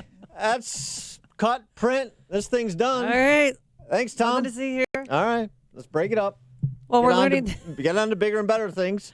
We're learning this morning that the whistleblower in all of this, his attorney said he'd answer written questions. Oh, well, thank you. Thank you very much. Mighty white of them. But yeah, I'm not sure that's going to be quite enough. Yeah. Although a lot of discussion, of course, on the weekend was about that whistleblower and the unseemly effort to unmask the whistleblower. It's interesting, the choice of unmasking. Well, yes, Paul Sperry's piece in RealClearInvestigations.com that we provided in detail yesterday. Right, everybody but knows who he is. You still have news outlets that are not reporting his name. Okay, fine. Almost all of them. You have Nancy Pelosi saying this. The whistleblower is an unpatriotic action. They shouldn't even go near that. Don't even go near unmasking him. It's an unpatriotic action to know his identity. 312-642-5600, turnkey.pro answer line. 64636-DA, turnkey.pro text line. Is it unpatriotic or would it be a public service? Trump said public service. Pelosi said unpatriotic. Which is it? The whistleblower should be revealed because the whistleblower gave false story. Where is the second whistleblower? Because he's a Brennan guy, he's a Susan Rice guy, he's an Obama guy, and he hates Trump. Well, one reason why this is going down this way, nicely summarized by our friend VDH, Victor Davis Hanson. He was on with Laura Ingraham on the whistleblower, this American patriot, to hear the left talk of him, and why the need to actually lower the bar for impeachment from the Mueller report to present. Russian collusion, actually, it was a higher standard that was followed than what is being followed now, argues VDH. Whistleblowers are mavericks, Laura. They come forward, they get in the light of day, they make accusations or charges or revelations, and they take the heat. And this person hasn't done any of that. He's only known to the Democratic members officially of the House Intelligence Committee. But what the whistleblower, I can't understand, and it's incoherent. The whistleblower and Lieutenant Colonel Vindman have made 3 or 4 implicit charges that Trump was too easy on the Russians, he was too hard on the Ukrainians, he mixed the personal and the professional, he had a quid pro quo, but they were in the White House in case of the whistleblower, and Lieutenant Colonel Vindman was a Foreign Service. Why didn't they say from 2011 and onward, why didn't they say the Obama administration will not arm the Ukrainians? Trump did that. Why don't they say appeasement is reset? Trump risked a war with the Russians in Syria. He killed 200 mercenaries. He canceled a missile deal. He's been the hardest person on Putin that we've seen in the last 10 years. Why didn't they say Hunter Biden is engaging in a quid pro quo, Joe Biden with his son, a quid pro quo? Or why didn't they say, my gosh, we we have Barack Obama engaging in a quid pro quo with a hot mic in South Korea. So all the things that they're revealing right now happened, and they didn't say a word. And you know why that was? Because under Obama, he tolerated no leaks. They would have been facing criminal prosecution, or at least they would have been monitored like the Associated Press reporters or Fox's own James Jones Rosen, and the media would have demonized them. They wouldn't have canonized let's just be them. clear. You would think after the 22 months and the 35 million with Mueller that the bar would have been raised a little higher for the next iteration of impeachment hysteria, but in fact it's gone really low. And the reason it has, Laura, is we're only a year away from the election, and we're looking at a Horowitz report, a Barr and Durham report, and we look at these debates and we see no agenda that polls 51%, and the Democrats have decided, you know, we don't have a choice now. We've got to either destroy Donald Trump or we're going to lose this election. Well, it's funny that VDH said that, because at our media roundtable discussion over the weekend at our Freedom Summit with Ed Morrissey and Will Chamberlain from Human Events, Rusty Reno from First Things, Ed Morrissey from hotair.com, the suggestion was that Pelosi is trying to ramrod this through, get this done. Right. That the House Democrats don't believe there's any chance that Trump is removed from office. There's no chance in the world. They're trying to get it done. Mitch McConnell will do whatever Mitch McConnell can do to extend it, so long as it's playing out then like it is at present. But ultimately, let's get through this. We did the best we could. We'll use it as fodder for the base. If we only had the Senate, we could have gotten the job done, but we tried. That will be the clarion call. And 6 months from now, everybody will forget this latest illegitimate gambit, and they'll be on to a new scandal or a new conspiracy theory. That's arguably what Nancy Pelosi and House Democrats are doing, even as they have to endure and frankly take on some water for the antics of the Adam Schiffs of the world. 312-642-5600 is our turnkey.pro answer line. 64636, type in DA, then a quick comment. And, to wit, Jackie Spire on Face the Nation. Jackie Spire, Democrat from California. She's on House Intel. Just about, okay, when are we going to start seeing transcripts? When are these hearings actually going to be public? And she's like, yeah, hold your horses. It's coming, week after this week.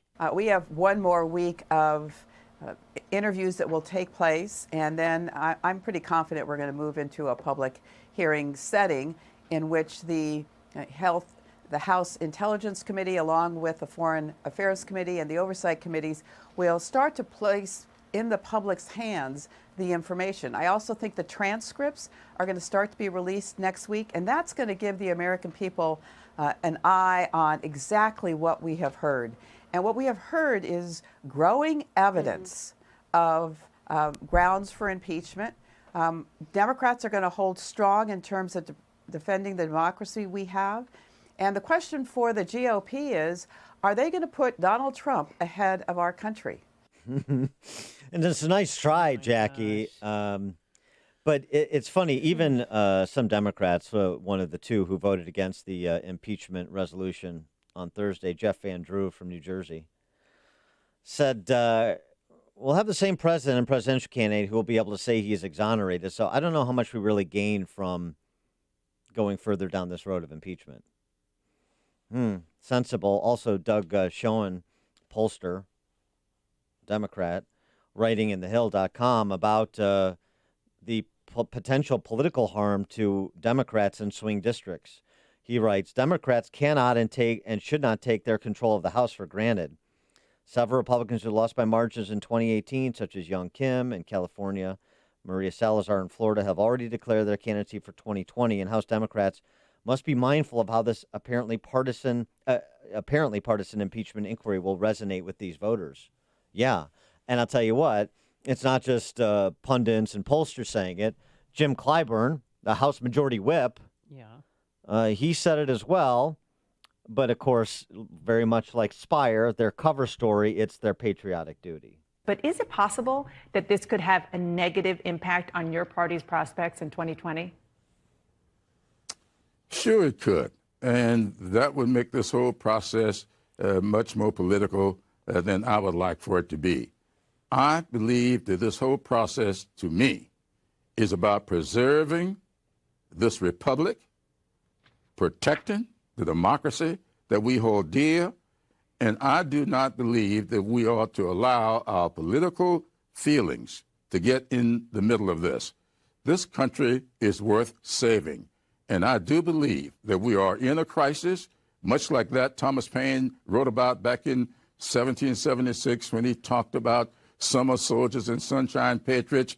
We are seeing a lot of sunshine patriots who are challenging the authority of real brave soldiers and real patrons.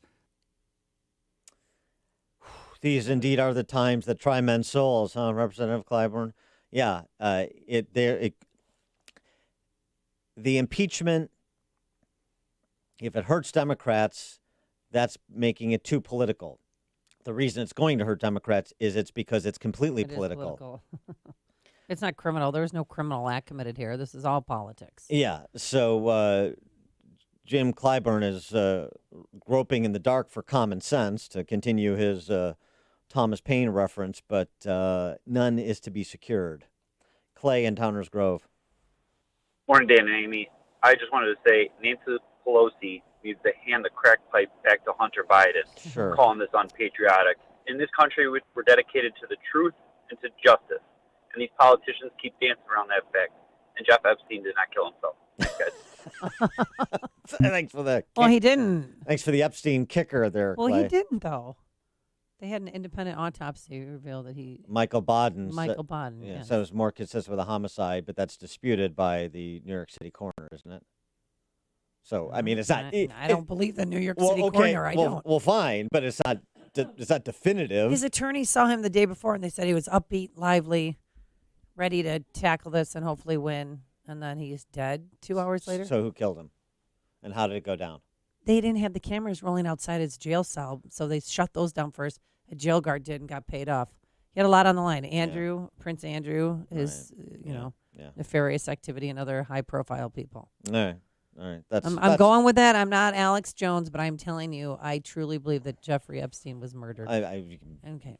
Believe whatever you want. I mean, but that's going to be the end of conspiracy theory, our conspiracy theory corner. Maybe I should have saved it for 60 Seconds of Crazy. Oh, maybe you should. Maybe I should. And maybe those who believe Epstein was murdered. I mean, you can ask all the questions you want, and you can start with Michael Baden's autopsy, but you're going to have to put the pieces together. Yeah. Mm-hmm. Joe in Naperville, you're on Chicago's Morning Answer. Help us get back on track.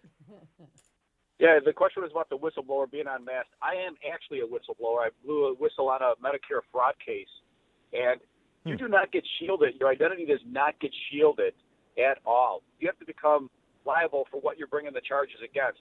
And I'll tell you what, from doing it, if I would have came to the government with third, fourth, and fifth-hand information instead of first-hand information and evidence, I would have been laughed out of the federal courts building. This is such a farce from the people that truly are whistleblowers. It's an insult to me and other whistleblowers. Yeah, thanks for the call, Joe. I appreciate that, and for sharing your story, because that's a point that others have made too about whistleblowers. You know, it's exactly the point Victor Davis Hanson was making. Whistleblowers are mavericks. They know they're going to, be scrutinized and criticized and attacked, and of course, none of that's happening here, because the media is shielding the whistleblower, and of course, the Democrat Party is. You make a serious allegation, which by definition, whistleblowing, that's a part of whistleblowing, then going in, and you should expect going in, that will be challenged by the people or interests on whom you're blowing the whistle. But not, this guy is, going to be up for, White House Correspondents Association Courage Awards. Bill in LaSalle County. Hey, Dan, Amy, good morning. Good morning. What are the odds that you think those transcripts that the Congresswoman was talking about are going to be heavily redacted? Well, thanks for the call, Bill. I mean, who knows? I mean, is there possible classified information that could have been discussed, and so that would have to be redacted, possibly? But here's the thing: redacted or unredacted, what is it you have? I've said this last week. I'll say it again. We talked about this over the weekend at Freedom Summit. I'll take Lieutenant Colonel Vindman at his word. I'll take Bill Taylor at his word. Morrison at his word, including Morrison saying, I didn't believe the president had done anything criminal, and it wasn't even close. But the other stuff, too. Corroborating Bill Taylor's testimony as it was reported. Let's say that's all true. And I'll just say everything that Bill Taylor and Vindman said is true. What do you have? You have a disagreement over competing interpretations of a transcript we have all seen. You have a disagreement, varying interpretations from a bunch of people who were on the phone call. But Vindman claims that the transcript that was released to the public, key words and the repetition of Biden was left out. That's something that was reported, he claimed. We don't know. But, yeah. And President Trump says he's coming out with information about Vindman. And we forget that. And we don't know. And we don't know about. And with respect to portions were left out of the transcript, has anybody else claimed that who was on the call? No. At least not that's been reported. So, but okay. What do you have? Oh, this evidence that's piling up. You have the call. It's just running around trying to, I guess, win by volume.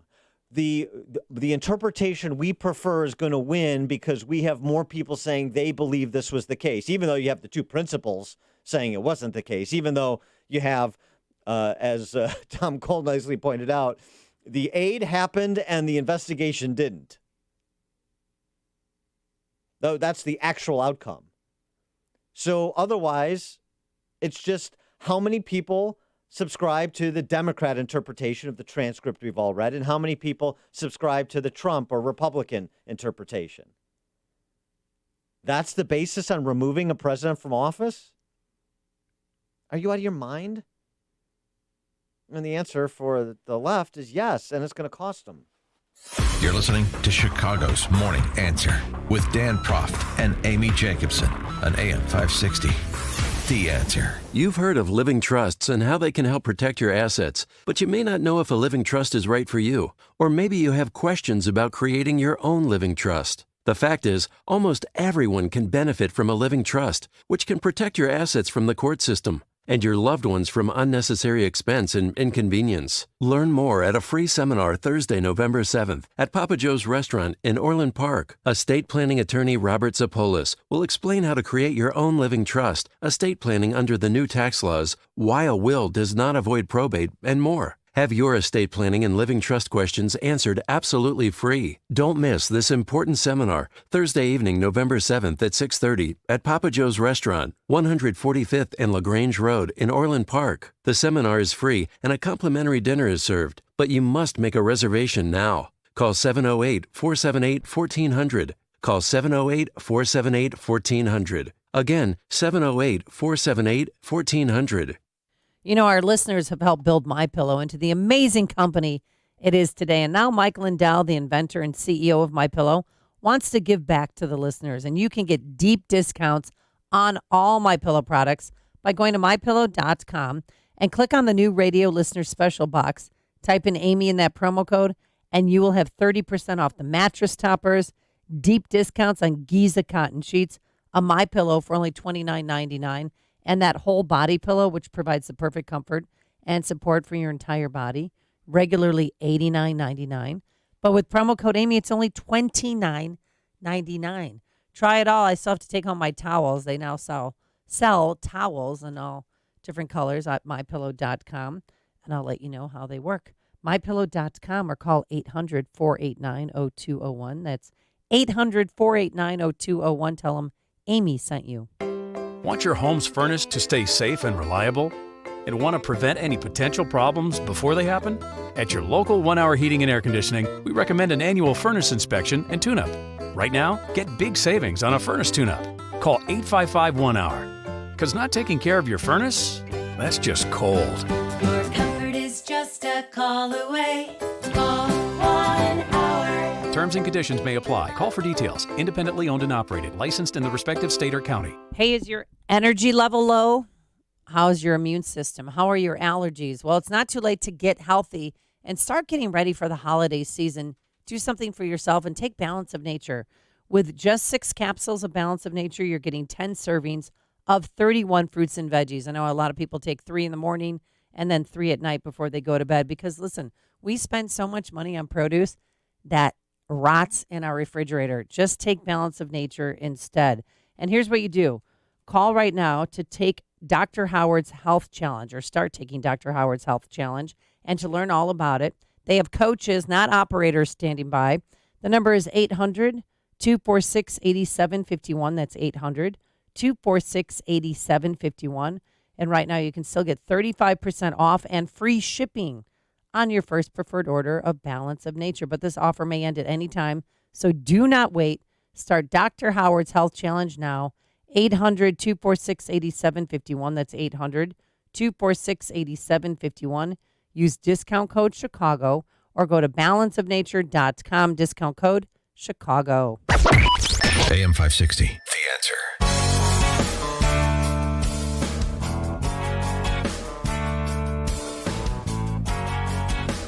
Coming up on Chicago's Morning Answer.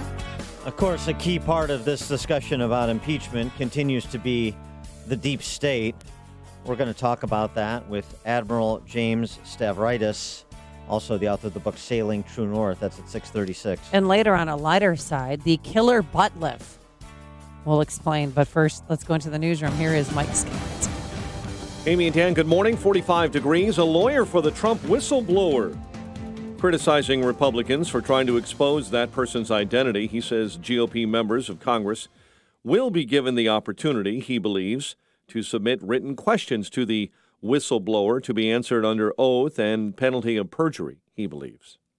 House impeachment committees not holding their breath in hopes of 4 White House staffers attending closed-door depositions today.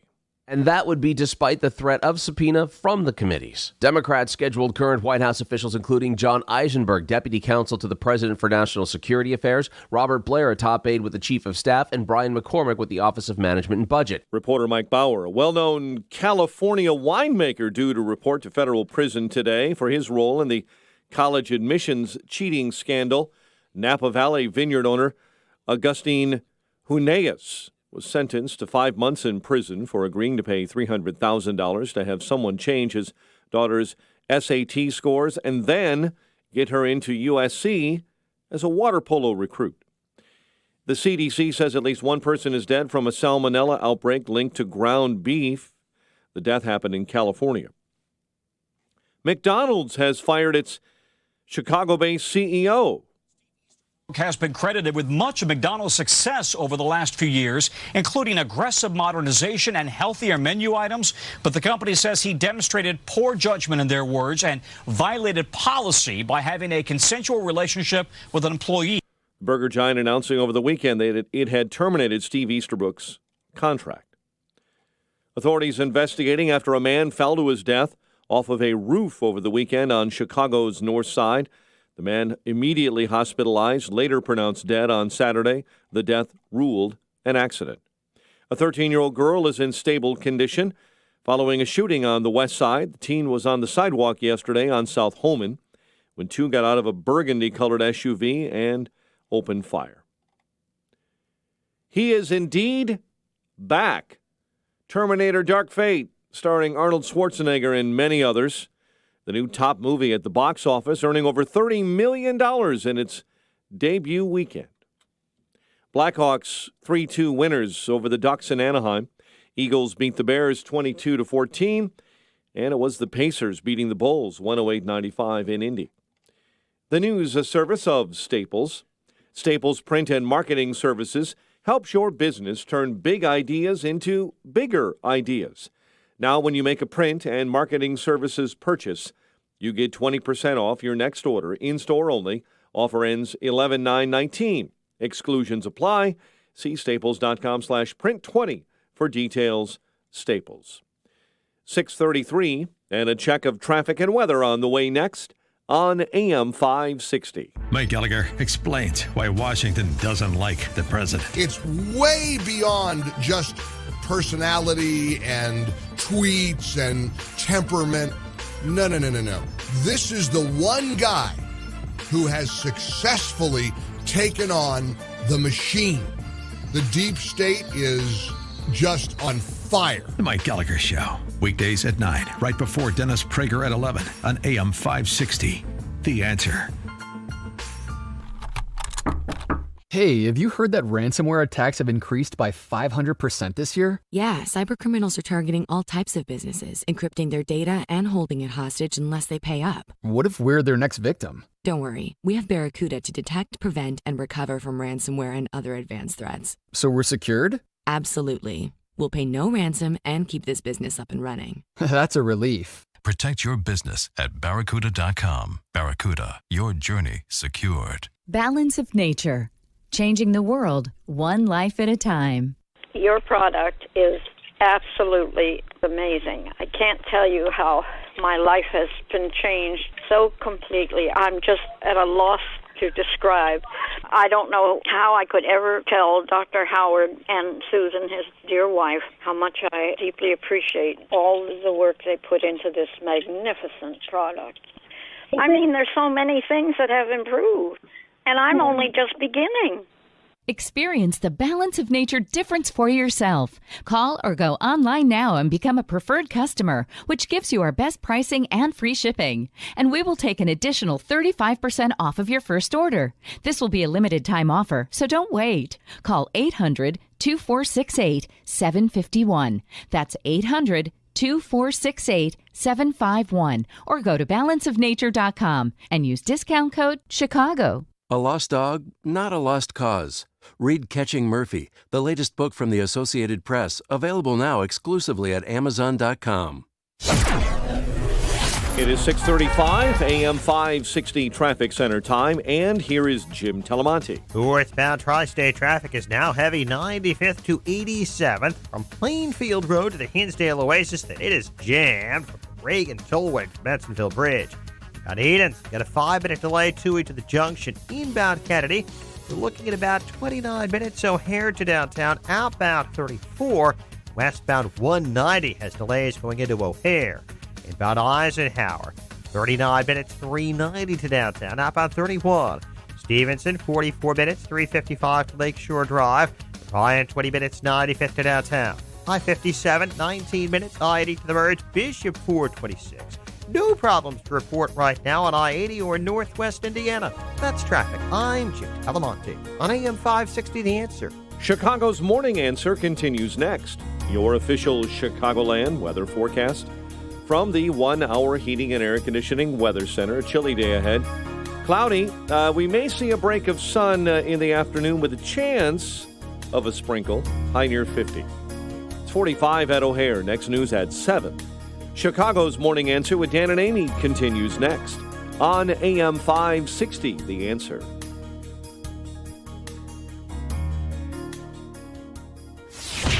This hourly segment is brought to you by the IRS Radio Hour with Stephen Leahy. Every Sunday afternoon at 5 on AM 560, The Answer. Only the biggest stories, only the biggest guests, and only the biggest opinions. This is AM 560, The Answer. Top of the morning, Dan and Amy. You know, there's been a bit of a drip over the last, over the last 3 years, but perhaps even more notably over the last couple of weeks about the so-called deep state. This is something that's now being conceded that it exists. It used to be sort of a moniker to sort of dismiss people who believed in the conspiracy theories and who actually advanced this idea there's a deep state and so on and so forth. And it's to be dismissed, deep state conspiracy theories. But you had New York Times columnist James Stewart talk about it, recently promoting his book on Comey et al. You had, over the weekend, a panel discussion with former heads of the CIA that was moderated by Face the Nation's Margaret Brennan. And acting director of the CIA, going back to the George W. Bush administration, John McLaughlin. He said this. Sparked by a complaint from someone within the intelligence community. It feeds the president's concern and often used term about a deep state being there to take him out. Thank God for the deep state. I mean, I think, everyone here has seen this progression of diplomats and intelligence officers and White House people trooping up to Capitol Hill right now and saying, these are people who are doing their duty, who are responding to a higher call. Is that right? One of the things that's reported that Lieutenant Colonel Vindman said was he was concerned that President Trump was undermining U.S. foreign policy. The president is undermining U.S. foreign policy? I thought, and Britt, you made this point as well, I thought the president sort of set U.S. foreign policy. So U.S. foreign policy is set independent of the president and imposed on the president? And who elected Lieutenant Colonel Vindman to do that? This comes on the heels of retired Navy Admiral William McRaven's op-ed in the New York Times calling on the removal of the president. Our republic is under attack from the president. That was the title of his New York Times op-ed. And he talked about the need to remove the president. I mean, essentially, he said, new person in the Oval Office, and the sooner the better. That's sort of a remarkable thing for a retired admiral to say. It's a remarkable thing for Bill Kristol to be rooting for some sort of military coup when he references senior level military, including the likes of Admiral McRaven, who are critical of President Trump. Here was Admiral McRaven explaining himself after that op-ed came out just a couple weeks ago on CNN with Jake Tapper. If you want to destroy an organization, any organization, you destroy it from within, you destroy it from without, and then what you do is you convince everybody that you're doing the right thing. So when you take a look at what the president has done, he's undermined the intelligence community, the law enforcement community, the Department of Justice, the State Department. He has called the press the enemy of the American people. And I will tell you, I've fought a lot of America's enemies. The press is not the enemy of the American people. Then you take a look at undermining us from without. He's obviously left our allies, the Kurds, on the battlefield. We feel like we have betrayed them. He's undermined our NATO allies. He's taken us out of the JCPOA and the TPP. And really, the international community has lost faith in America. And then throughout the course of all of this, he's convinced us that he's doing it for all the right reasons. And I think that is really what is troubling. But if I can, the other part of the op-ed that I think is equally important is that I think Trump forgets that we are a nation of values, that we are not just transactional. He's a transactional president. He believes that it's only good if it is good for us. But he forgets that we're the same nation that fought Nazism and fascism and imperialism and communism and terrorism. And we did that not because it was just good for us, but because it was the right thing to do. And the men and women in the military and the intelligence community and the law enforcement community, those people, those Americans believe that these values are important. I don't believe the president fully understands that. For more on this topic, as well as his book, Sailing True North, we're pleased to be joined by Admiral James Stavridis, former Supreme Allied Commander of NATO, currently an operating executive with the Carlyle Group, and again, the book, Sailing True North, 10 Admirals and the Voyage of Character, which, by the way, tracks going back to Sir Francis Drake to then more modern-day heroes like Admiral Chester Nimitz in World War II. Admiral, thanks so much for joining us. Appreciate it. It's great to be with everybody in Chicago this morning.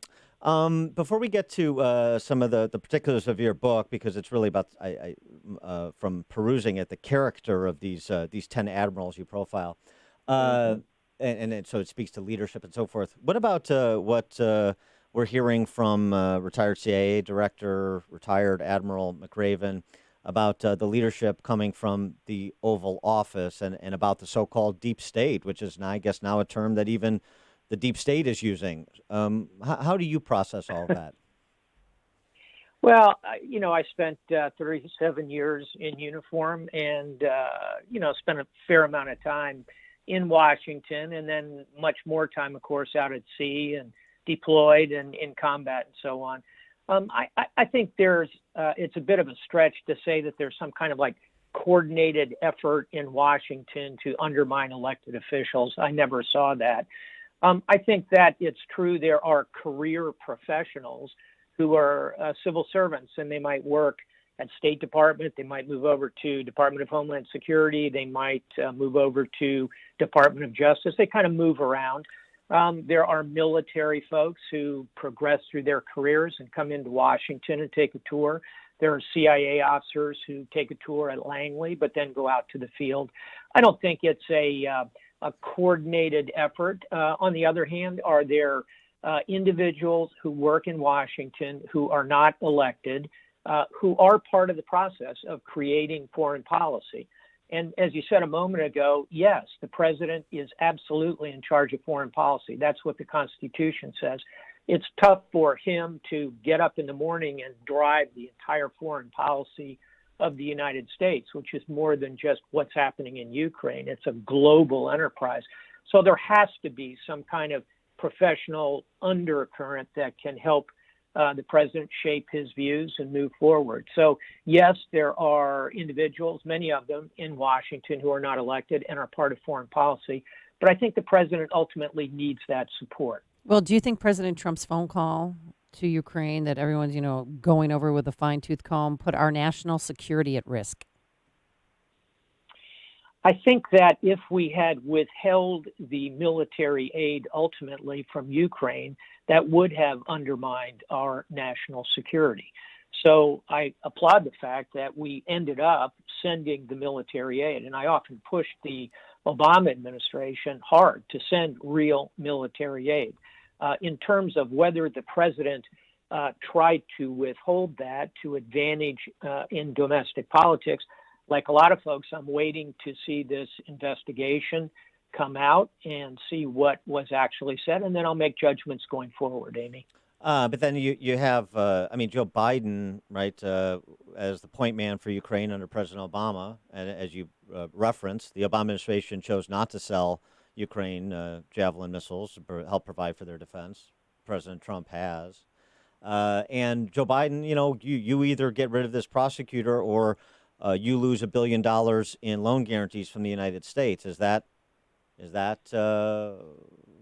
undermining our national security?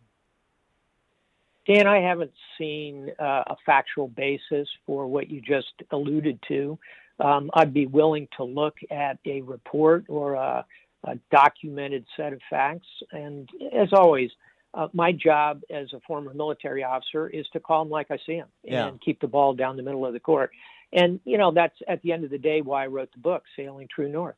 By the way, Joe Biden, he said that it's on video. He said that at a Council on Foreign Relations conference. That's what Joe Biden said. So I'm just going based on what the former vice president said. But I hear what you're saying. It's just, I think it's difficult as this impeachment inquiry goes forward. People see historical comparisons and how they were treated, not only by members of Congress, but also by members of the military now speaking out against the president who are retired and can do so, which is fine. But and that they're having a difficult time, processing what the standards are, or if they change based on the occupant of the White House. And if they're changing based on the occupant of the White House, then we have a little problem because the standards should endure. Yeah, Dan, I think a good point to be made here is that as voters, we get to decide individually what those standards are, right? I mean, that's the essence of democracy. And so as we look at our elected officials, be it the president, who's in the spotlight in this regard right now, or our senators, our governors, our mayors, as voters, we get to decide. And we can say, here are the qualities of character that I think are really important, and here's how this candidate matches up to them. And they may or may not be the same set of standards that another voter in this republic comes up with. So what I tried to do in Sailing True North was take it out of this intense personal frame that we all feel at the moment and say, hey, let's step back and look at history here. And because I happen to be a retired admiral and I know admirals, I chose admirals as kind of a framework. So I looked at 10 admirals going back 2,500 years, back to the ancient Greeks. You alluded to correctly, Sir Francis Drake. We looked at Nimitz, Rickover, Zumwalt, Hopper, Nelson, many of them, 10 of them. And in each case, tried to look dispassionately at their character and what were the decisions they made, and then how did that impact them going forward. And I think the purpose of the book is not about every individual political crisis we face. The purpose of the book is really, as individuals and as voters and as citizens of the Republic, how do we frame this idea of character going forward? And history can show us a lot. Is there one of these 10 admirals you profiled that was sort of a particular model for you? And if so, who and why? But Dan and Amy, have a great day in Chicago. You too. Take care. And he joined us on our turnkey.pro answer line. If you're talking about it, Dan and Amy are talking about it. It's Chicago's Morning Answer on AM 560. The Answer. The Lou Dobbs Financial Report is brought to you by Signature Bank, helping local businesses succeed. Visit signaturebank.bank for your commercial banking needs. I'm Keith Peters in for Lou Dobbs. Economic data due this week, and retailers want to stretch the shortened holiday shopping season. Those stories next. Hi, this is Dennis Prager. There are over 400 programs in the Prager store, and now by becoming a Pragertopia Unlimited member, you can listen to every program in the store. Courses, lectures, show segments, even my Torah teachings. Almost everything I've ever recorded over the last 20 years, over 1,000 hours of program. Of course, Pragertopia Unlimited members get every radio show since 2009 as well, all commercial-free on demand. Wow. No, this is a big deal. This is truly a big deal, if I'm allowed to say that about my own work. For a limited time, it's only $119 for an entire year to join Pragertopia Unlimited. Get to listen to every show in the Prager store, every lecture I've given, every course. And you'll get a coupon for 50% off the Rational Bible, Genesis, which is autographed. I put my life into these works. They're meant to change your life, open up your mind, and they make a spectacular gift. Go to Pragertopia.com and sign up. Pragertopia Unlimited. Economic reports this week include the latest on factory orders, the trade deficit, productivity, wholesale inventories, as well as the Consumer Sentiment Index. Faced with the shortest holiday shopping season since 2013, retailers are trying to figure out ways to woo shoppers sooner. This year, Thanksgiving will land on November 28th, the latest possible date it can be. That leaves the holiday shopping season with 6 fewer days than last year. Adobe Analytics predicts a loss of $1 billion in revenue from a shortened season. ExxonMobil's profits fell dramatically in the third quarter as the company was hurt by lower prices for crude oil and natural gas. The Texas oil giant reported $3.17 billion in profits in the third quarter Friday, down 49% from the same time last year. Please join us for Lou Dobbs tonight at 7 and 10 Eastern on the Fox Business Network. This is the Lou Dobbs Financial Report. Oh, they're fighting over it, Peyton and Eli, getting their balance of nature every morning. They tackle each other to get to their balance of nature. Why? Because they're not getting enough fruits and vegetables on their own. And as a mother, I feel safe and confident giving them balance of nature because they don't really like fruit and they don't really like to eat vegetables. So with 6 capsules of balance of nature, you're getting 10 servings of 31 different fruits and veggies. You hear stories right here on AM 560 about how people's lives have changed by taking balance of nature. And the next story could be yours, but you have to order balance of nature today. Experience the balance of nature difference for yourself. Right now, they're still offering a 35% discount and free shipping on your first preferred order of balance of nature. This offer may end at any time, so do not wait. Call now. Call 800-246-8751. That's 800-246-8751. And start with Dr. Howard's Health Challenge. These aren't operators. Again, these are coaches who are standing by to take your call, talk to you about balance of nature. They'll answer any of your questions. Again, start Dr. Howard's Health Challenge now, 800-246-8751. Use discount code Chicago or go to balanceofnature.com, discount code Chicago. If you're self-employed and purchase your own health insurance, I have some good news. From now until December 15th, you cannot be denied coverage based on a pre-existing condition, and depending on your income, you may find a more affordable plan. And this year, thanks to President Trump, If you're healthy and your income is too high to qualify for a subsidy, there is a new and competitive non-Obamacare marketplace where premiums are much lower and the PPO networks include access to our teaching hospitals in Chicago. Employers who provide small group coverage also have new options, and so do seniors looking for Medicare supplement coverage. Call me. I can help. If you're tired of calling a bureaucrat at an 800 number to help you navigate Obamacare, then you need a local expert on your side. Your own health insurance mentor. See Stephen Tucker from healthinsurancementors.com is someone I know and trust. He's a 20-year licensed broker who's been educating our listeners for 7 years. Steve, how can our listeners get in touch with you? Thanks, Dan. They can visit healthinsurancementors.com or call me directly at 630-674-1551. Message and data rates may apply. Help! Seriously, I am too young for hair loss. My hairline keeps creeping back. Receding? I got this bald spot. It's thinning everywhere. I'm gonna have to give up and shave it. Dude, put down the razor, because Bosley, America's #1 hair restoration expert, is about to give you your real hair back permanently. Don't ignore the signs of hair loss. Bosley is giving away an absolutely free information kit that reveals all the signs and a free gift card. It's been the favorite for everything fireplace and chimney. For a limited time, get 10% off any new purchase of a fireplace, new doors, gas logs, insert, or fireplace tool sets and screens. With record-breaking cold predicted this winter, now is a great time to update your existing fireplace or add a new fireplace to your home. Remember to get your fireplace serviced this fall and receive $45 off your chimney cleaning and inspection. Call Fireplace and Chimney Authority now, 630-279-8500, or visit online, fireplaceandchimneyauthority.com. Fireplaceandchimneyauthority.com. This is Attorney Stephen Leahy, host of the IRS Radio Hour, heard right here on AM 560 every Sunday evening at 5 o'clock. Let me tell you about Bill. Bill's business slowed down and he fell behind on his taxes. Instead of filing his tax return, he decided to wait until he could pay. Well, 1 year turned to 2, turned to 3. Then the IRS threatened to contact his customers, take his house, his bank account, and his passport. Well, Bill hired me. We filed all of his tax returns and an appeal to slow the IRS down. Then we worked out an installment agreement based on how much he could pay, not on how much he owed. Now Bill can rely on the IRS protection plan. We will file his future tax returns and keep the IRS off his back so Bill can focus on growing his business. If you have questions about the IRS, you can get a copy of my book, Deal with Your IRS Problem Today, to learn the secrets of solving your IRS problem and save your business, your marriage, and your reputation. Call 312-664-6649 or go to freeirsbook.com. AM 560, The Answer.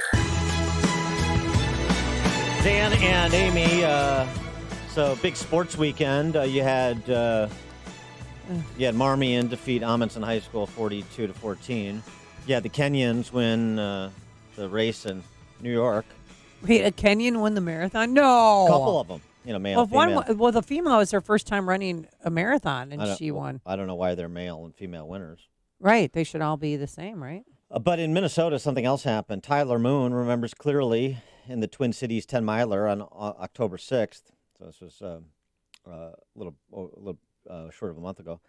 Last thing he remembers, seeing his parents and fiancée around the first mile. After that, he had flashes of feeling off and struggling to breathe properly.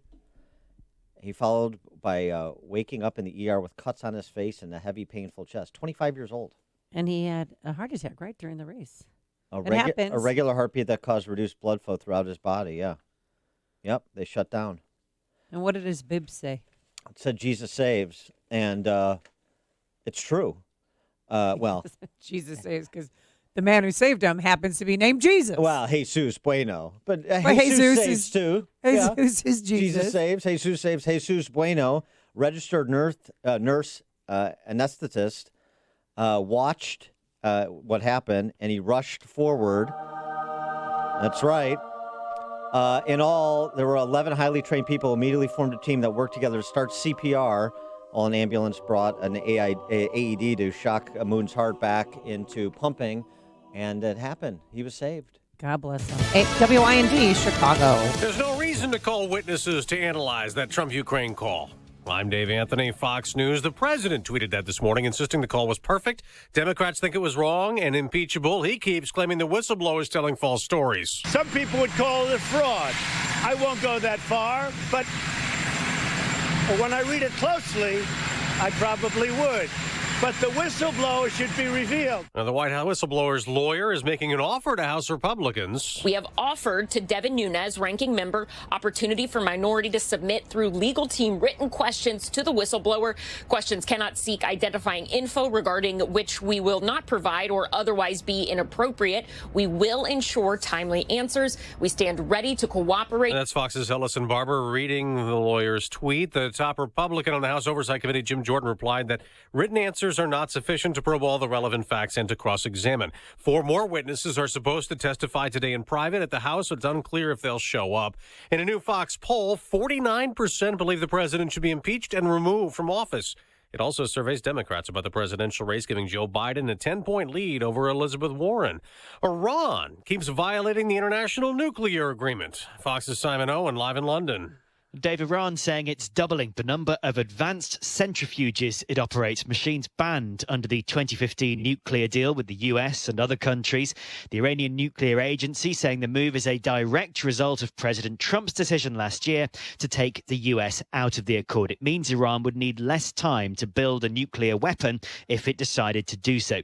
European signatories have been trying to keep the agreement alive, but have so far failed to counter American sanctions. Dave? Simon, they're celebrating today in Iran. That's a Death to America chant, one of several demonstrations across the country on the 40th anniversary of the kidnapping that led to the American hostage crisis. America's listening to Fox News. Sunrise this morning and sunshine for the early part of the day, 45 degrees at 7:02 on AM 560. The Answer. Good morning. I'm Mike Scott. McDonald's has fired its CEO. Steve Easterbrook has been credited with much of McDonald's success over the last few years, including aggressive modernization and healthier menu items. But the company says he demonstrated poor judgment, in their words, and violated policy by having a consensual relationship with an employee. The burger giant announcing over the weekend it had terminated Easterbrook's contract after investigating that relationship with the unnamed employee. A small plane running out of fuel en route to a Wheeling airport made an emergency landing on a golf course in the northwest suburbs Sunday afternoon. The pilot, around 2:45, and the student were flying back to Executive Airport in Wheeling when they realized they were running out of fuel and wouldn't make it, so they landed just short of the 13th green on the Glen Club course. A teen boy charged in the shooting of 2 on Halloween, including a 7-year-old girl, is scheduled to appear in Cook County Court, expected to remain in custody at least until later today. The judge ordered the boy held in custody through today's scheduled hearing. Chicago police are looking for a 14-year-old boy reported missing from the southwest side. Eric Hernandez was last seen Friday in the 3300 block of West 61st Place. He may be in the company of a 14-year-old Lourdes Pardo, who was reported missing at the same time. Patrick Kane scored in OT. Blackhawks 3-2 winners over the Ducks in Anaheim. Eagles hold on to beat the Bears 22-14 in Philly. Pacers beat the Bulls 108-95. Gold gloves to Cub first baseman Anthony Rizzo and Sox second baseman Yolmer Sanchez. The news service of Panera Bread at Panera. Get breakfast that's fast, not fast food.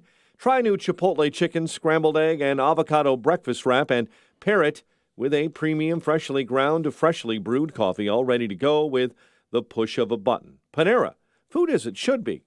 7:04 and a check of traffic and weather on the way next on AM 560. With all the noise and political spin of the news cycle, it's easy for the things that really matter to get lost.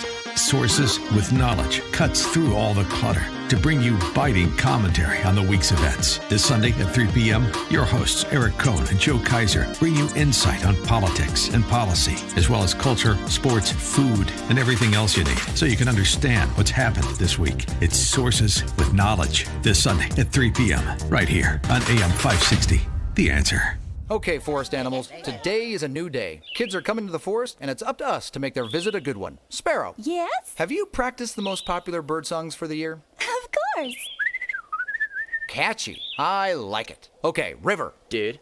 How's the temperature? It's a refreshing 52 degrees, man. Perfect for a little riverside shoeless relaxation. Ah, good. Owl, you here? Of course. Who's asking? I am. Look, you know the drill. Sleep during the day, scare the kids at night. Perfect. I love my job. Oak Tree? What's up? Still in the same place I left you last year. That's what I like. Consistency. Well, it's not like I'm going anywhere for the next couple hundred years. I know. I love it.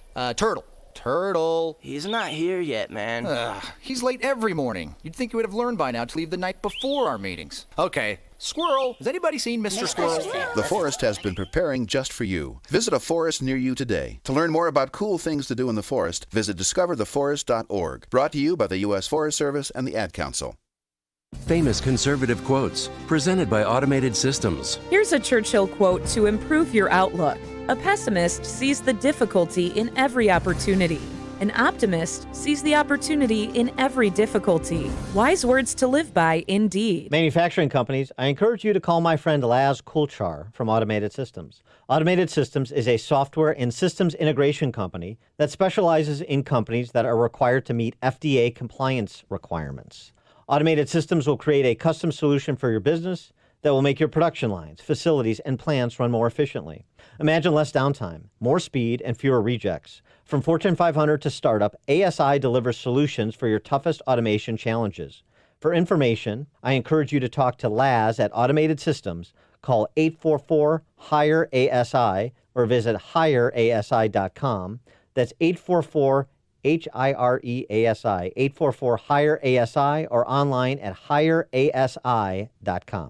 Staples Print and Marketing Services helps your business turn big ideas into bigger ideas. Now when you make a print and marketing services purchase, you get 20% off your next order. In-store only, offer ends 11/9/19, exclusions apply. See staples.com/print20 for details. Staples. It is 7:07. Let's get an update on the roads with Jim Talamonte. Inbound Kennedy traffic is heavy all the way in from O'Hare. We're looking at 50 minutes O'Hare to downtown, 20 from Montrose. No savings in the express. Outbound, it's 46 minutes downtown to the airport. Edens, 25 minutes Lake Cook Junction, outbound 20. Eisenhower, 54 minutes, 390 to downtown. 39 from Manheim, outbound 40 minutes downtown to 390. Stevenson, 45 minutes, 355 to Lakeshore Drive, outbound 37. Ryan, 22 minutes, 95th to downtown. I-57, 20 minutes, 90 to the Merge, Bishop 425. Northbound tri-state delays are 95th to 87th, from the Stevenson to 47th, and from the Reagan Tollway to the Bensonville Bridge. Reagan Tollway's heavy, 22nd to the tri-state. I'm Jim Talamonte on AM 560 The Answer. Chicago's Morning Answer continues next. Your official Chicagoland weather forecast from the 1 Hour Heating and Air Conditioning Weather Center and our meteorologist, Steve Williams. Considerable cloudiness this morning, a chilly morning, then some sun, but this afternoon could see a shower, high 50. Partly cloudy, brisk, and cold tonight, low 30. And then intervals of clouds and sun, cold day tomorrow, the high at 42. I'm Steve Williams on AM 560, The Answer. 44 at O'Hare, 45 Lakefront. Next news, 7:30. Chicago's Morning Answer with Dan and Amy continues next on AM 560, The Answer. Don't miss the ammo event this weekend at Shoot Point Blank. Pick up great deals on ammo, like 50 rounds of 9mm as low as $10.99 per box. The more ammo you buy, the more you save. Load up this weekend at Shoot Point Blank's ammo event. See store for details. This is Chicago's Morning Answer with Dan Proft and Amy Jacobson on AM 560, The Answer.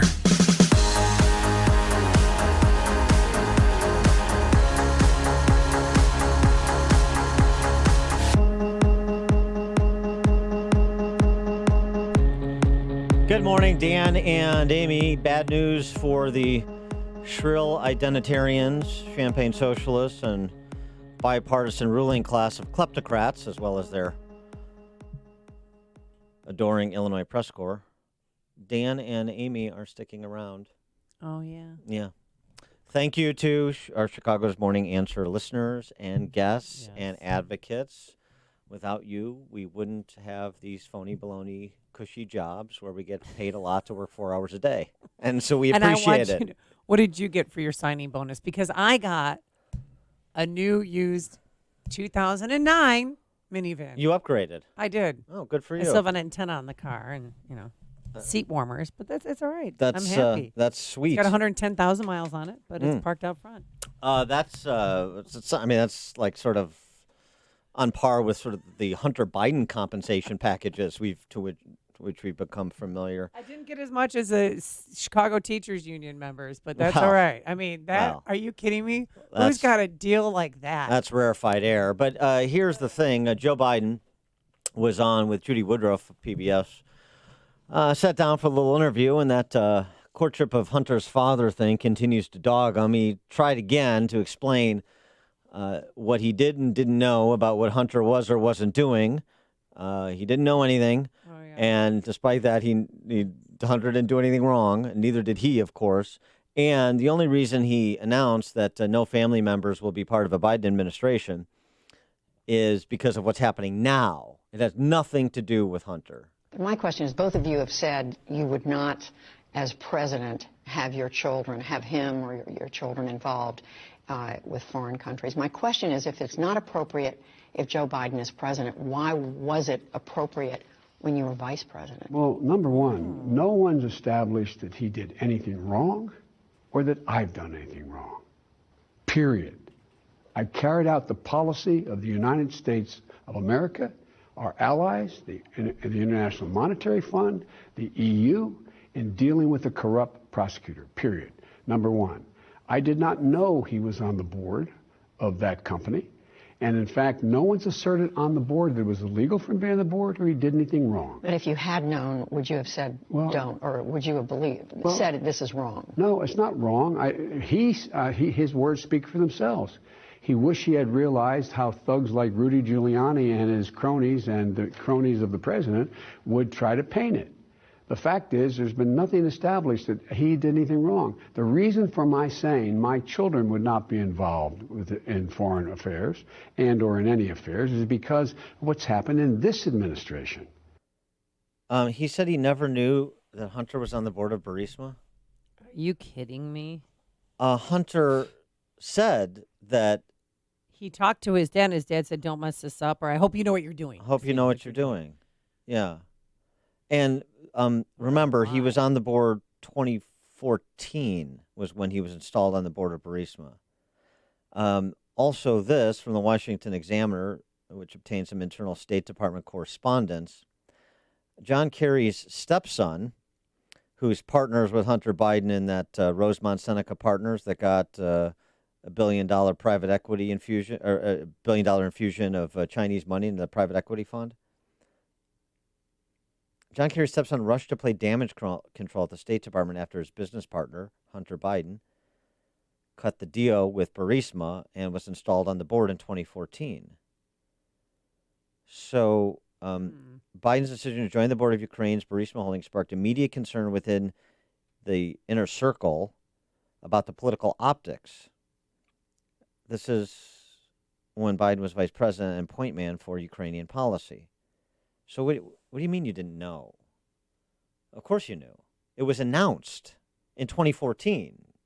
You were the vice president of the United States. I mean, you're saying like after at some point you were told that this occurred if you didn't get the State Department cable, and you said, don't screw it up, or I hope you know what you're doing, according to your son. So is your son lying? Are you lying? When exactly did you know? Why can't you get your story straight with what the heck you and Hunter and the administration were doing collectively? And you'd think they would now because they're under the watchful eye of the nation and they're making up lies and telling different stories. It's not going well. For more on this topic and a few others, we're pleased to be joined again by Lieutenant Colonel Jim Carafano, Vice President of the Catherine and Shelby Cullum Davis Institute for International Studies at the Heritage Foundation, author of books including Wiki at War and Private Sector Public Wars. Jim, thanks for joining us. Good to be with you. So, I mean, again, I'm not suggesting that Hunter did anything wrong or Joe Biden should be retroactively impeached. But is this a legitimate area of inquiry when you have the Vice President of the United States at least appearing to have a conflict of interest and unable to get his story straight? Shouldn't this be part of a look back at 2016 with respect to things that are of a particular foreign policy concern to us, like the corruption or lack thereof that is occurring in countries that receive U.S. aid, and or meddling in elections by allies or actors in allied countries who are not allies. Yeah, well, I do policy, not politics. Well, so this I isn't stay out of the politics. politics. This isn't politics. Well, no, fair enough. And fair enough. And on the policy side, the legal stuff is not my thing, and so I leave that to the legal guys. The only comment I will make is I agree with Joe Biden. It hasn't been proven that he's broken the law. But what I find really interesting is he turns around and he thoroughly chastises a bunch of people who are in government or who are working with the White House who it hasn't been proven they've broken the law either. Yeah, that's true. So I think this is what's coming out of their mouths is all about politics, and I think I think that's how most Americans look at it. And so when you hear and so I just focus on the policy. I don't think I focus on the policy part. Well, let me ask you the policy part, because Steve Scalise gave a policy response to Trump's inquiry about corruption in Ukraine. He says, look, the president has every right, in fact, responsibility to inquire as to concerns about corruption in a country that we're going to provide aid to, particularly military aid. I think that's a completely accurate statement. And I think it's actually something Vice President Biden should have said, because if he said, I was focused on corruption in Ukraine, I'm not sure why it's okay for him to be focused on corruption in Ukraine, but it's not okay for the president of the current president of the United States to be focused on that. So, I mean, and I love Steve, and Steve just cut through the whole thing. The rank hypocrisy of all of this is just stunning, when literally from what we know so far, what's been discussed, what's been released, what's been made available by both sides, in foreign policy, it sounds like Tuesday. I mean, it's just the kind of thing that governments do all the time. FDR cut a deal with Churchill because he said, Americans don't want us to get into the war. I can't just give you something for nothing. I'll give you 50 destroyers, but you've got to give me something in return. So let me give me some islands in the Caribbean so I can say I got something for it. That's a quid pro quo, and it's a quid pro quo that was designed to get around the current base of politics in America. That's how foreign policy gets done. It is certainly not breaking the law, because the Constitution, by and large, made the president the commander-in-chief of the armed forces, made him the chief officer making foreign policy, to exercise discretion in these activities overseas. And when there are specific questions of legality and how the United States does foreign actions overseas, we have very specific laws to deal with that. For example, the United States cannot give money to somebody to do something. That's illegal, right? And what's very interesting to me in both the case of Biden and both the case of the president, there's this discussion about criminality. There's very little said about, well, what specific law was violated here? Thinking about the deep state, I got to ask this. We just talked to Admiral James Stavridis about his new book, and I asked him about this deep state thing. When John McLaughlin, former acting CIA director, says that the deep state, and thank God for it, you're conceding there's a deep state. What are we supposed to make of that? Are we supposed to make, as some have asserted, I've asked, do we have a fifth column action in the intelligence community against this president? Is that conspiratorial? Is that too strong? Do we have some bad actors in CIA and other agencies that are trying to undermine this presidency in ways that are not legitimate? Or is it systemic? Can you help us with order of magnitude on what the issue is with the intelligence community, if you think there is one? So I think not just the intelligence community, but throughout government, I think by and large, and I know a lot of these people, I've worked with many, many people, and they're not part of the deep state. So I will say that by and large, my impression of people in government is they're just like everybody else. They go to work, they do their job. There are many people who are in government because they truly believe in the importance of serving the American people, and they're disgusted, I think, and appalled by this as anybody else. But we have always had political actors inside the government working against the administration and being sometimes individually, sometimes in organized group. I think what we have here, which I think is something truly exceptional, is, for example, in the FBI, the potential, and this is being investigated by the Attorney General, so it's not a conspiracy theory or anything, that people are actually doing things which would qualify as obstruction of justice, creating perceptions of illegality, and then weaponizing that and turning against the administration. That's pretty unusual. And when you have, and then again, we don't know if he said this, but it was reported, because it was behind closed doors, that Lieutenant Colonel Vindman, who testified last week, said that he was deeply troubled by Trump's effort to subvert U.S. policy. That was that's something he reportedly said. If he did say that, isn't that statement deeply troubling? That he's deciding whether the president is subverting foreign policy? I have to be honest. Look, I haven't been following these things that much because this is a legal issue, and I leave it to the legal guys. But from my perspective as a retired serving officer, I felt that whole thing come off as very inappropriate. That, again, I haven't seen his testimony, and you're right, we haven't seen the transcript. But if somebody is literally testifying the fact that I don't like the way the president did foreign policy, that's incredibly inappropriate for a serving officer to elicit that kind of testimony. Look, I worked in the Pentagon when Bill Clinton was president. I never liked Bill Clinton. But the notion that I would, with my uniform on, go in front of Congress and testify that I just don't like the way he's dealing with, gays in the military or something, that's unbelievably inappropriate. Mm-hmm. Mm-hmm. Before we let you go, it happened after we last spoke. So the raid on al-Baghdadi and how important the killing of Baghdadi was. I think it would. Well, maybe we did talk to you about it once, but the response throughout last week to the decision and the suggestion that this occurred in spite of President Trump's withdrawal from Syria, essentially in spite of President Trump, even though he's the one who greenlighted the operation. Yeah, so I think what's really interesting about the whole Syria story is how it's completely dropped off the radar screen virtually. And the reason for that is virtually every one of the screaming, yelly criticisms, we're abandoning the Kurds. This is going to be genocide. The Russians are going to take over. The caliphate's going to come roaring back. None of that appears to be likely or even true in many cases. We haven't actually abandoned the Kurds. We haven't actually left Syria. We continue to fight against ISIS. And and I think there's a great book to be written here because it's so typical of so many of these attacks on the administration. Is there were these incredible attacks about all these terrible, horrible things he's going to have, and he's going to start war with Iran. He's going to start war with North Korea. He's going to turn Europe over to the Russians.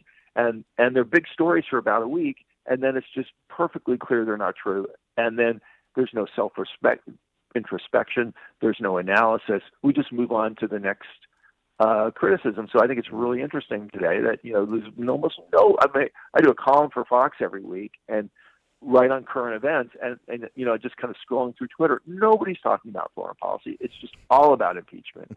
And I think the whole Syria story was largely one of a political creation. So you don't think the D.C. press corps is truly concerned with the self-determination of the Kurds? It's going to follow that closely? Boy, that comes as a real surprise. I'm sorry, they can spell Kurd. Yeah, exactly. Who are they again? Lieutenant Colonel Jim Carafano, Vice President of the Catherine and Shelby Cullum Davis Institute for International Studies at Heritage. Thanks for joining us as always, Jim. Appreciate it. Hey, thanks for having me. Hey, congrats on getting renewed there. That's pretty awesome. Thank you very much. Thank you. And he joined us on our turnkey.pro answer line. This is the morning show more Chicago radio listeners are choosing. This is Chicago's Morning Answer on AM 560. The Answer.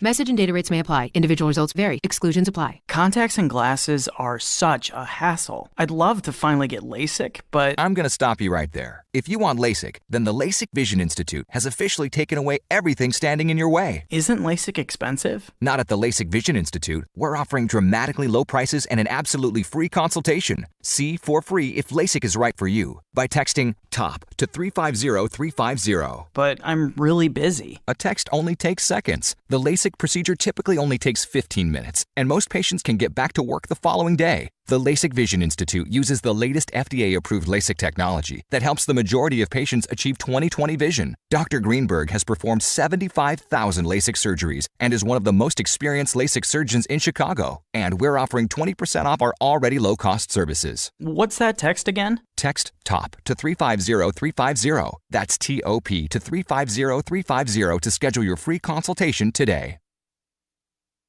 So how was the performance? St. John's Northwestern Military. The silver rifle. Yeah. Yeah, they were good.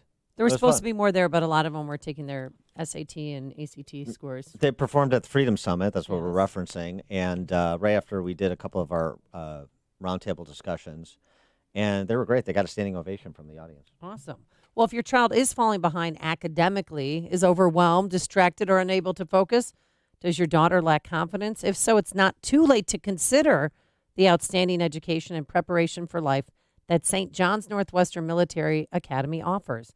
They've been around for 135 years, folks, for a reason. St. John's Northwestern has prepared teens for college and beyond with a safe, secure, and structured environment free from distractions and optimal for learning. St. John's Northwestern attracts teens grades 7 through 12 who are capable of achieving more but need a little guidance and encouragement to get there. People come from all over the country, all over the world to attend St. John's Northwestern because it really inspires personal growth through a commitment to academics, spiritual and character development, athletics, and a strong foundation essential for critical thinking and decision-making. St. John's Northwestern is located in the beautiful Lake County region of southeast Wisconsin within driving distance of Chicago. So visit the 110-acre campus during their open house, which is this Friday, folks, this Friday, November 8th. Write it down. Friday, November 8th. Get more information at 1-800-SJ-CADET. That's 1-800-SJ-CADET. Or online at sjnma.org. That's sjnma.org.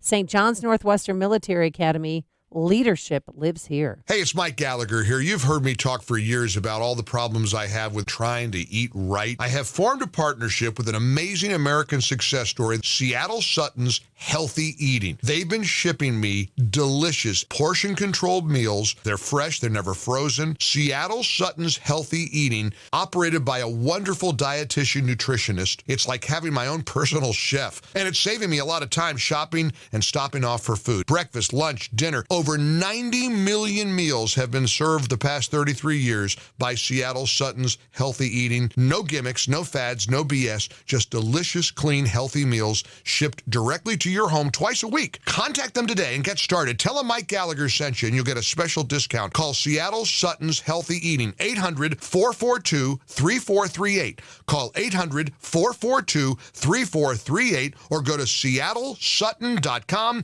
That's seattlesutton.com. Balance of Nature, changing the world one life at a time. Your product is absolutely amazing. I can't tell you how my life has been changed so completely. I'm just at a loss to describe.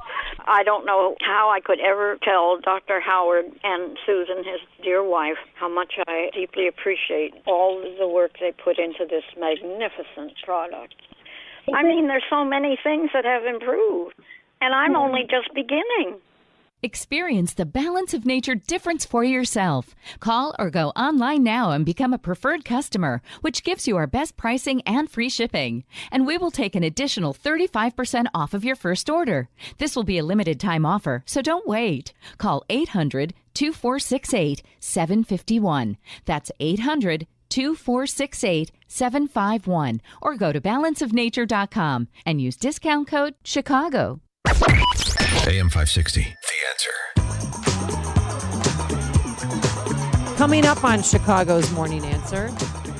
So, hey, you folks out there in the health insurance business, private health insurance market, Don't worry about Elizabeth Warren having the federal government take over health insurance and put you out of work, because you can always go into auto and life until she nationalizes those, too. We'll discuss that along with the October jobs numbers. Scott the Cowguy Shalady at 7:37. But now let's head straight into that newsroom. Here is Mike Scott. We have sunshine and 44 degrees at 7:30 for White House officials scheduled to give depositions in that impeachment inquiry led by Democrats are not expected to show up today.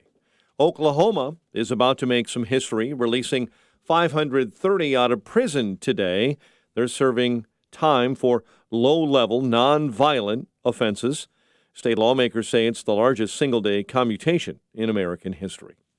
Sportswear company Under Armour being accused of improperly recording its sales to strengthen earnings. Wall Street Journal reports that a federal investigation is focusing on allegations that Under Armour shifted sales between quarters to make the numbers look better. The CDC says at least one person in California has died in a salmonella outbreak linked to ground beef. 8 of those cases required a hospitalization after 10 infections were recorded. Multiple employees are out of a job at a suburban restaurant. Those employees worked at Naperville's Buffalo Wild Wings, and they were fired after customers claimed they were asked to move to another table because of the color of their skin. Another scandal surrounding Illinois House Speaker Michael Madigan. According to a published report, the son of the speaker invited a suburban mayor to a fundraiser for his father around the time he was trying to convince that suburb's officials to hire his insurance company. Sun-Times citing an August 27, 2018 email from Andrew Madigan to Alsip Mayor John Ryan, inviting him to a $500 a ticket Mayors for Speaker Madigan event. The email came after a year-long discussion about how Alsip might hire Alliant Mesero Insurance Services, where Andrew Madigan is an executive. The newspaper previously reported several southwest suburbs were recently targeted by an FBI sweep as part of a wide-ranging probe, including the use of Alliant Mesero. Patrick Kane scored 24 seconds into overtime, giving the Blackhawks a 3-2 win over the Ducks in Anaheim. Eagles hold on to beat the Bears 22-14 in Philly. Pacers beat the Bulls 108-95. The news, a service of Staples. Staples print and marketing services helps your business turn big ideas into bigger ideas. Now when you make a print and marketing services purchase, you get 20% off your next order, in-store only. Offer ends 11/9/19. Exclusions apply. See staples.com/print20 for details. Staples. 7:32 and a check of traffic and weather on the way next on AM 560. With all the noise and political spin of the news cycle, it's easy for the things that really matter to get lost. Sources with knowledge cuts through all the clutter to bring you biting commentary on the week's events. This Sunday at 3 p.m., your hosts Eric Cohn and Joe Kaiser bring you insight on politics and policy, as well as culture, sports, food, and everything else you need, so you can understand what's happened this week. It's Sources with Knowledge this Sunday at 3 p.m. right here on AM 560.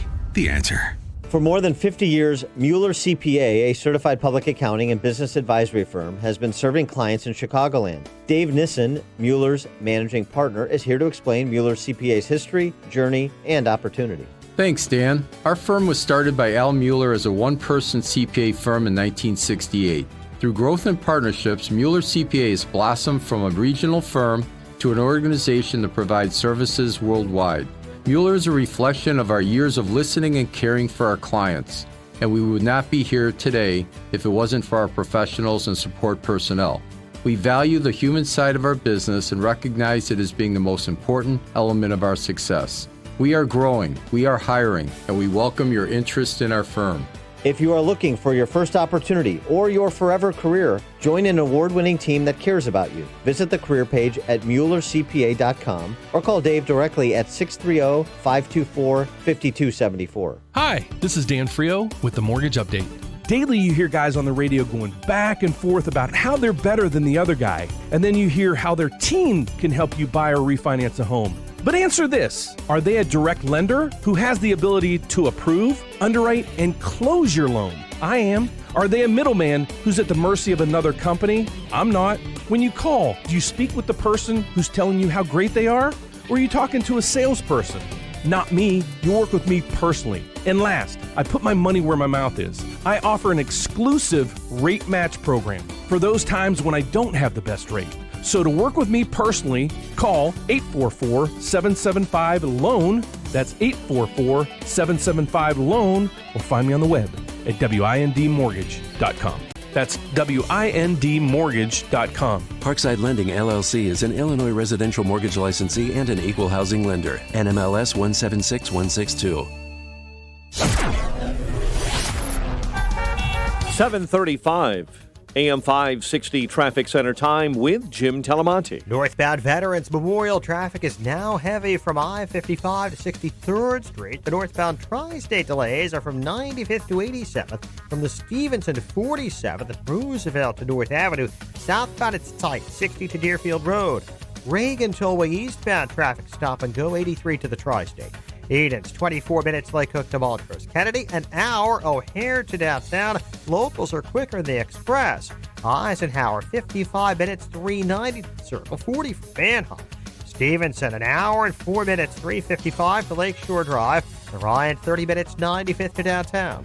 I-57, 28 minutes, I-80 to the Merge. Bishop Ford, 30. That's traffic. I'm Jim Calamonte on AM 560 The Answer. Chicago's Morning Answer continues next. Your official Chicagoland weather forecast from the 1 Hour Heating and Air Conditioning Weather Center. Chilly day ahead.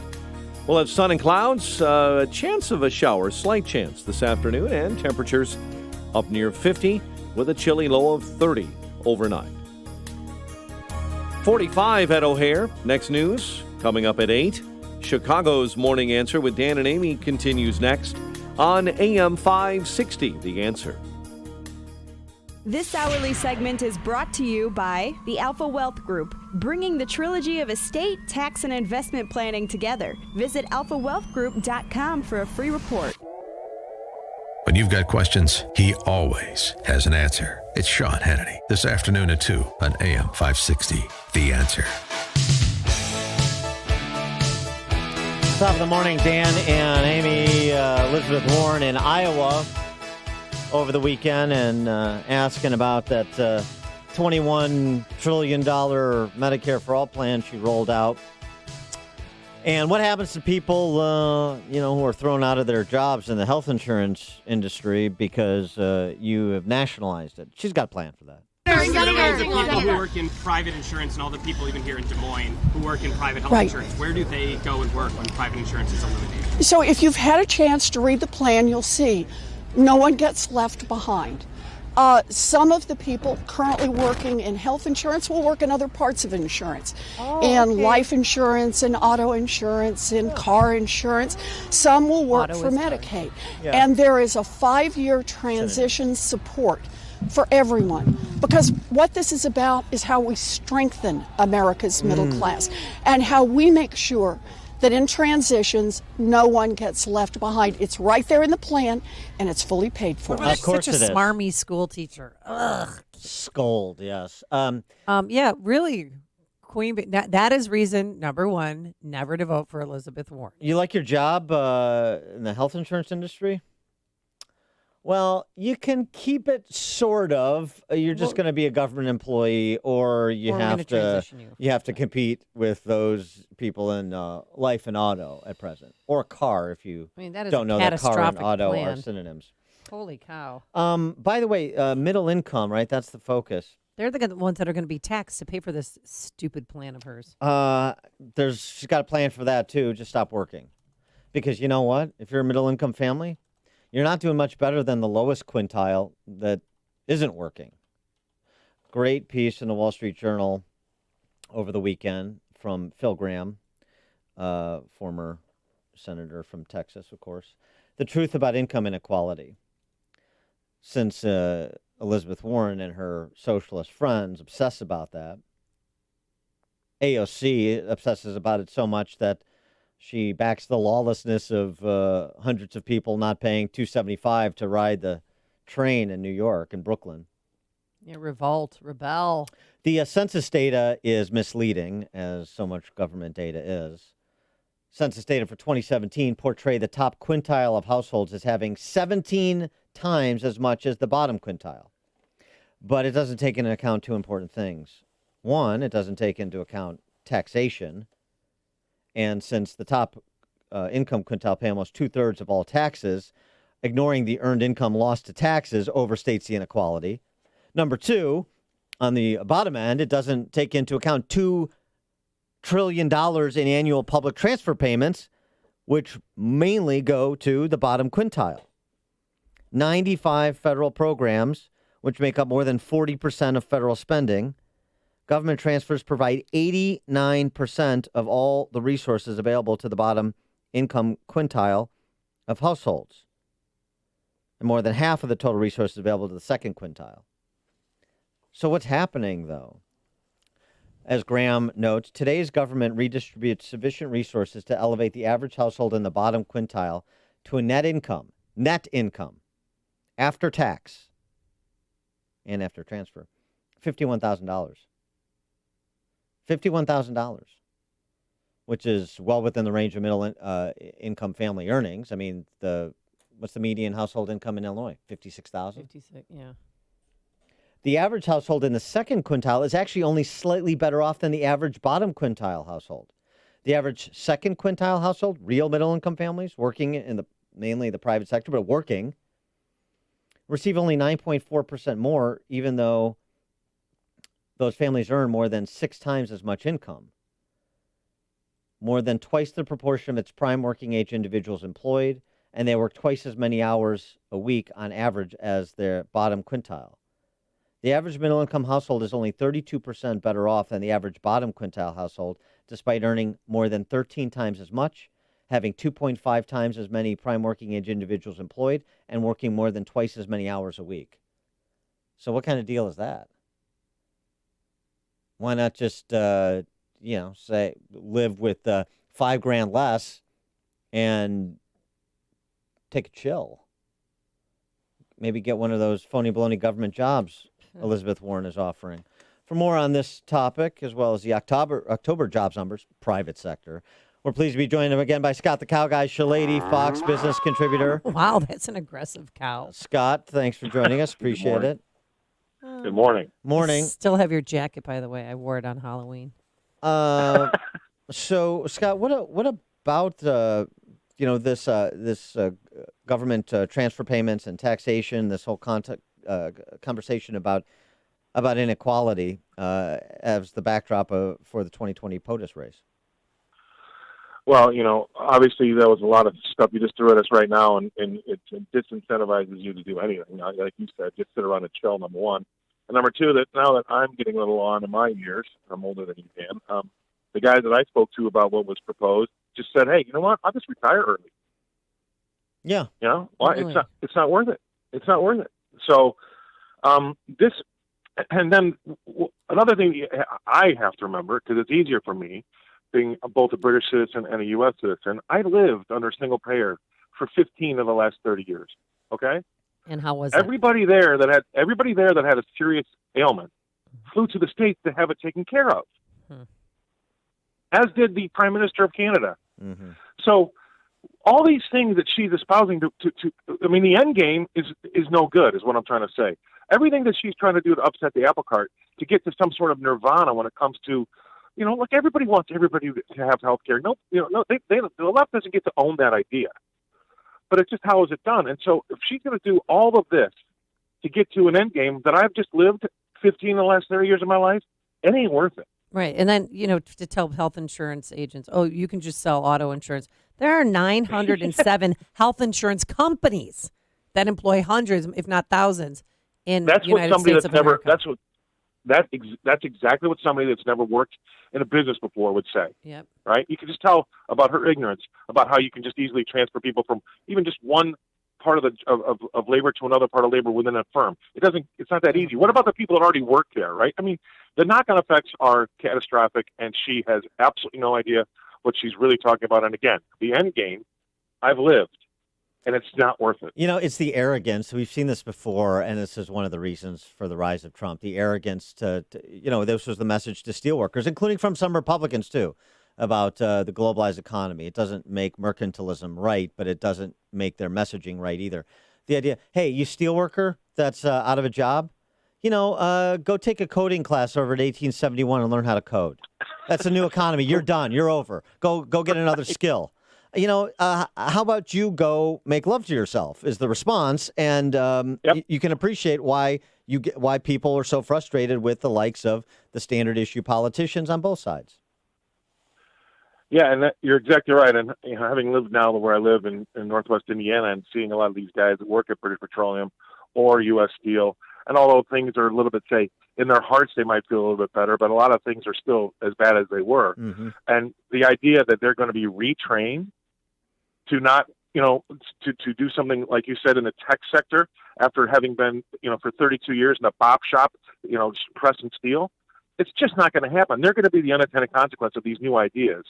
Just like a lot of other, my industry, being a trader on the floor of the Chicago Board of Trade, that's gone. I mean, do all those guys on the floor think that they're going to go get different jobs and walk into something that was paying them what they were before? Or are they going to be committing suicide at record rates, which they are, because they were unemployable for the next job? So there's unintended consequences of all this shifting that people really don't pay attention to, and they have pie-in-the-sky ideas that it can actually happen.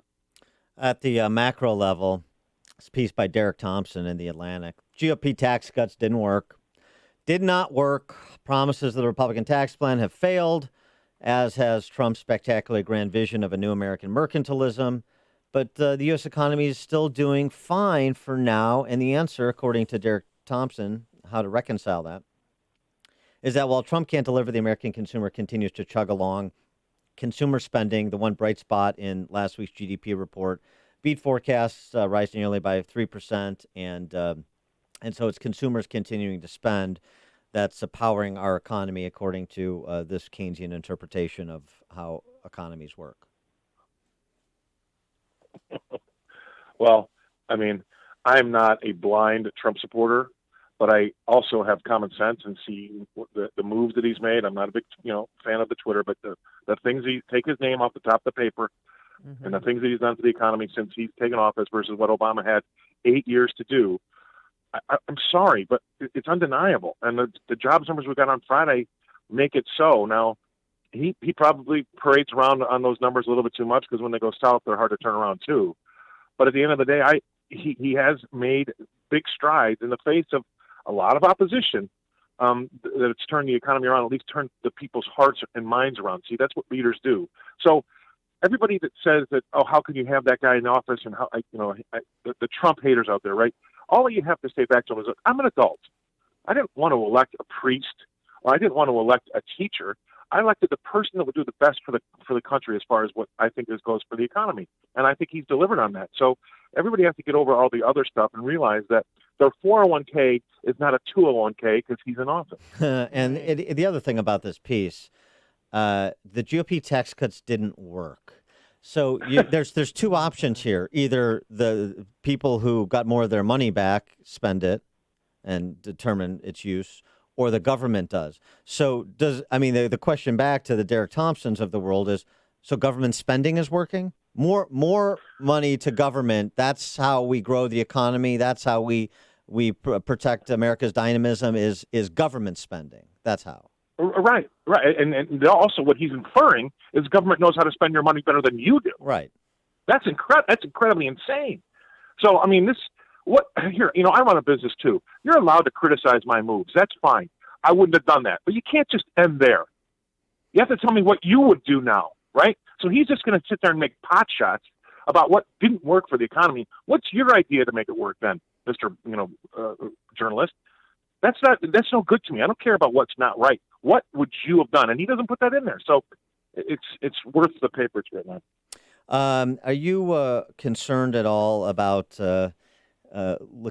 warning signs of liquidity crisis? We talked about this maybe a month ago, and Wall Street again overnight, the repo market flashing warning signs of liquidity crisis. Any concerns about a correction in the near term? Well, I mean, there's always the reason it's a black swan is you can't see it coming because there's always a chance of something like that happening. And I think the mathematicians say there's between a 5 and 15% chance of that happening all the time, regardless of how good things may or may not be. So that's going to be there. But I would say this: I mean, what doesn't come out in the public are the behind the scenes things that they're actually trying to do. Like we've gone back to quantitative easing, but they're not really calling it quantitative easing, right? And they're pumping about $60 billion into the economy every month again, when we used to do about $80 billion. So there are things happening behind the scenes to make sure that this is the economy stays flush. But the problem is to a large extent not really us, but a lot of the things that are happening around us, and that's another thing that we have to worry about because that's making the dollar strong by default. That's making our bonds higher in price and lower in yield by default.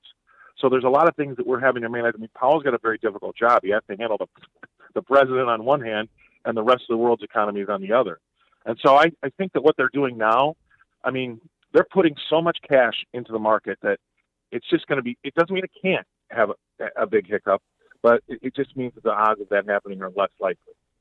He is Scott the Cow Guy Shalady, Fox Business contributor. Scott, thanks as always for joining us. Appreciate it. All right, man. Have a good day, guys. Take care. And he joined us on our turnkey.pro answer line. Listen to Dan and Amy on your smartphone. Download the AM560 mobile app today at 560theanswer.com/mobile. Have you been thinking about your personal estate plan or company entity plan? It's extremely important that families and business owners strongly consider whether your personal estate plan or business entity plan is optimized for your individual needs. There are many elements, including proper wills and trusts, asset protection, taxes, probate, and more that require professional expertise. With over 4 decades of experience, the professionals at Dank, Walter & Angelo have provided exemplary legal services to thousands of individuals, families, and hundreds of businesses. Dank, Walter & Angelo, attorneys at law, are offering qualified AM560 listeners a free, no-obligation estate planning consultation. They will review your existing documents and make recommendations regarding these important documents, including wills, living wills, trusts, financial power of attorney, and healthcare power of attorney, plus HIPAA, real estate business owners, LLCs, and more. To schedule your free estate planning consultation, visit reviewmyestateplanfree.com. That's reviewmyestateplanfree.com. Don't delay. Peace of mind is a click away. That's reviewmyestateplanfree.com. Balance of nature. Changing the world, one life at a time. I've been taking it for 5 years, and I have not been sick once.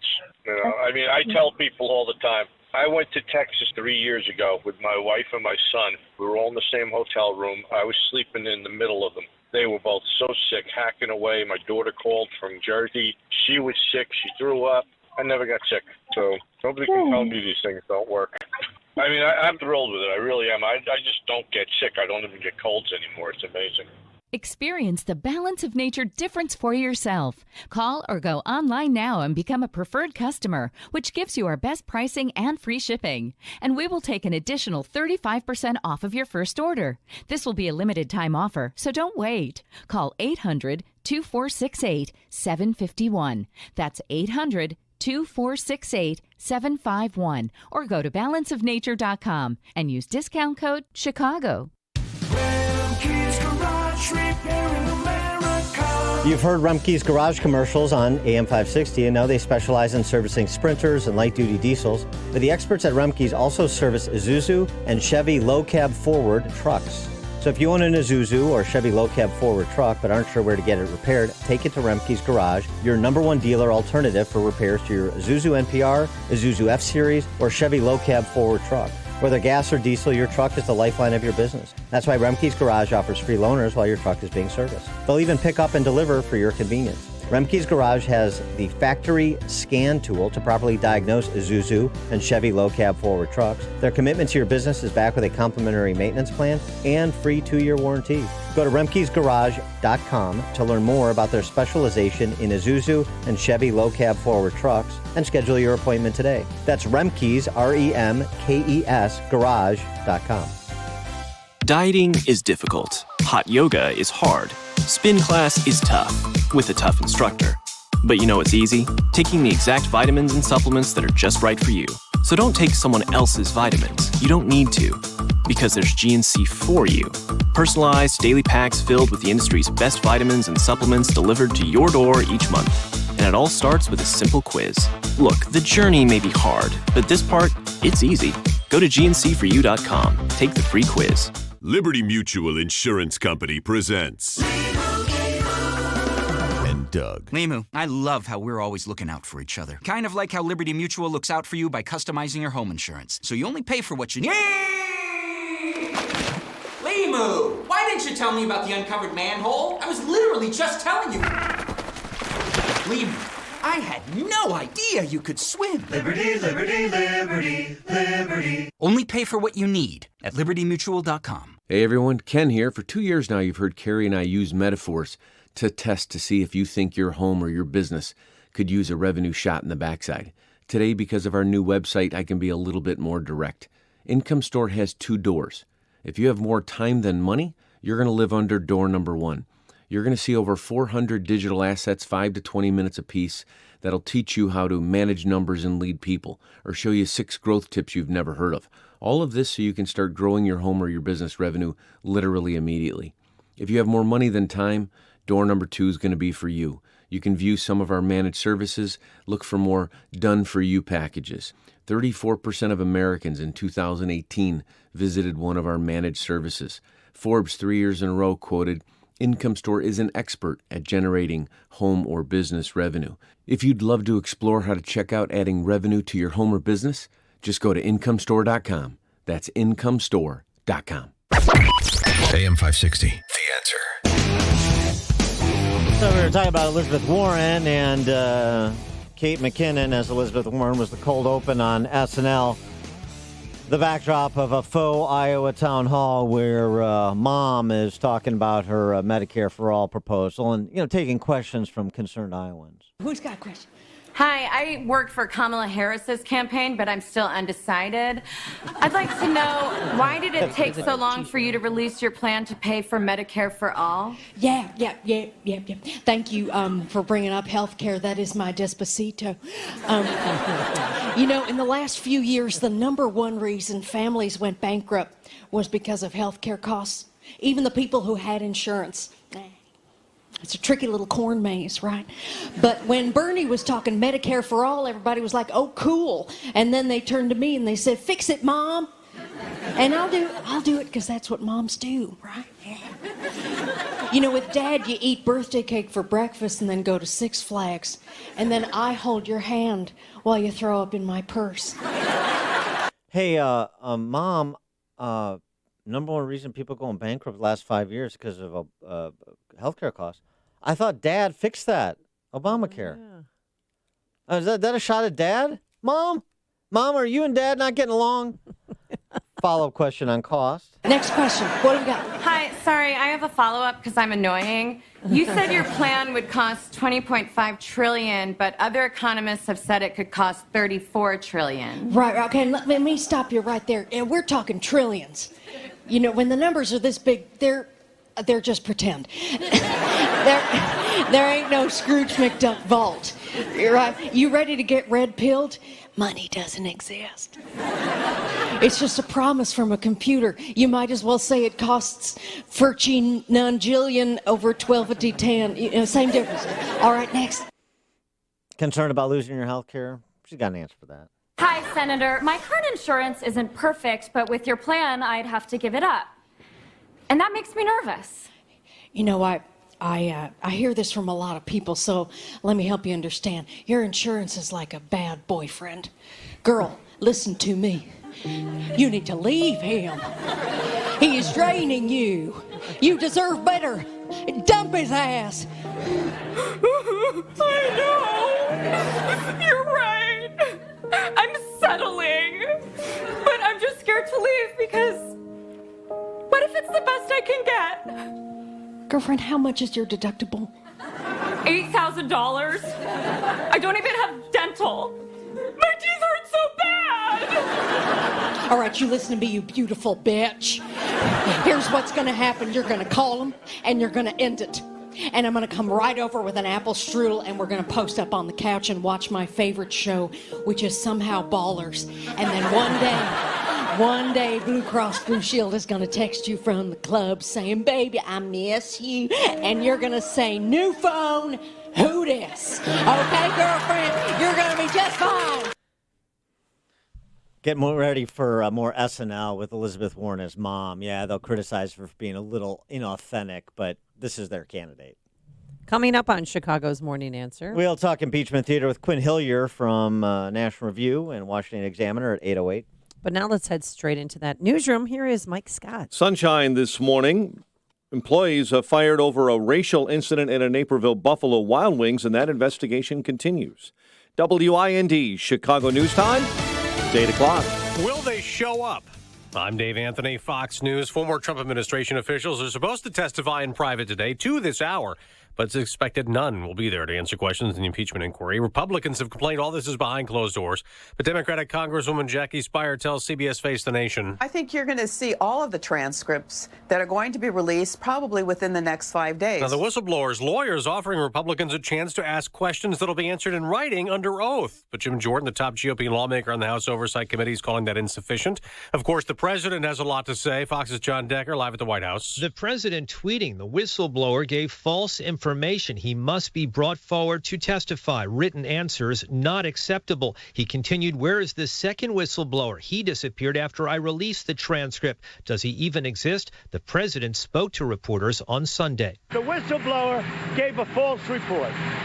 And because of that false report, people thought bad things were done. Much of the whistleblower's claims have been corroborated by National Security Council officials who listened in on the president's July call with the Ukraine president. Dave? John, the European Union says it is still committed to the Iran international nuclear deal the U.S. pulled out of last year, though it's demanding full compliance, which Iran is violating, announcing it has double the number of centrifuges to enrich uranium faster than previously known.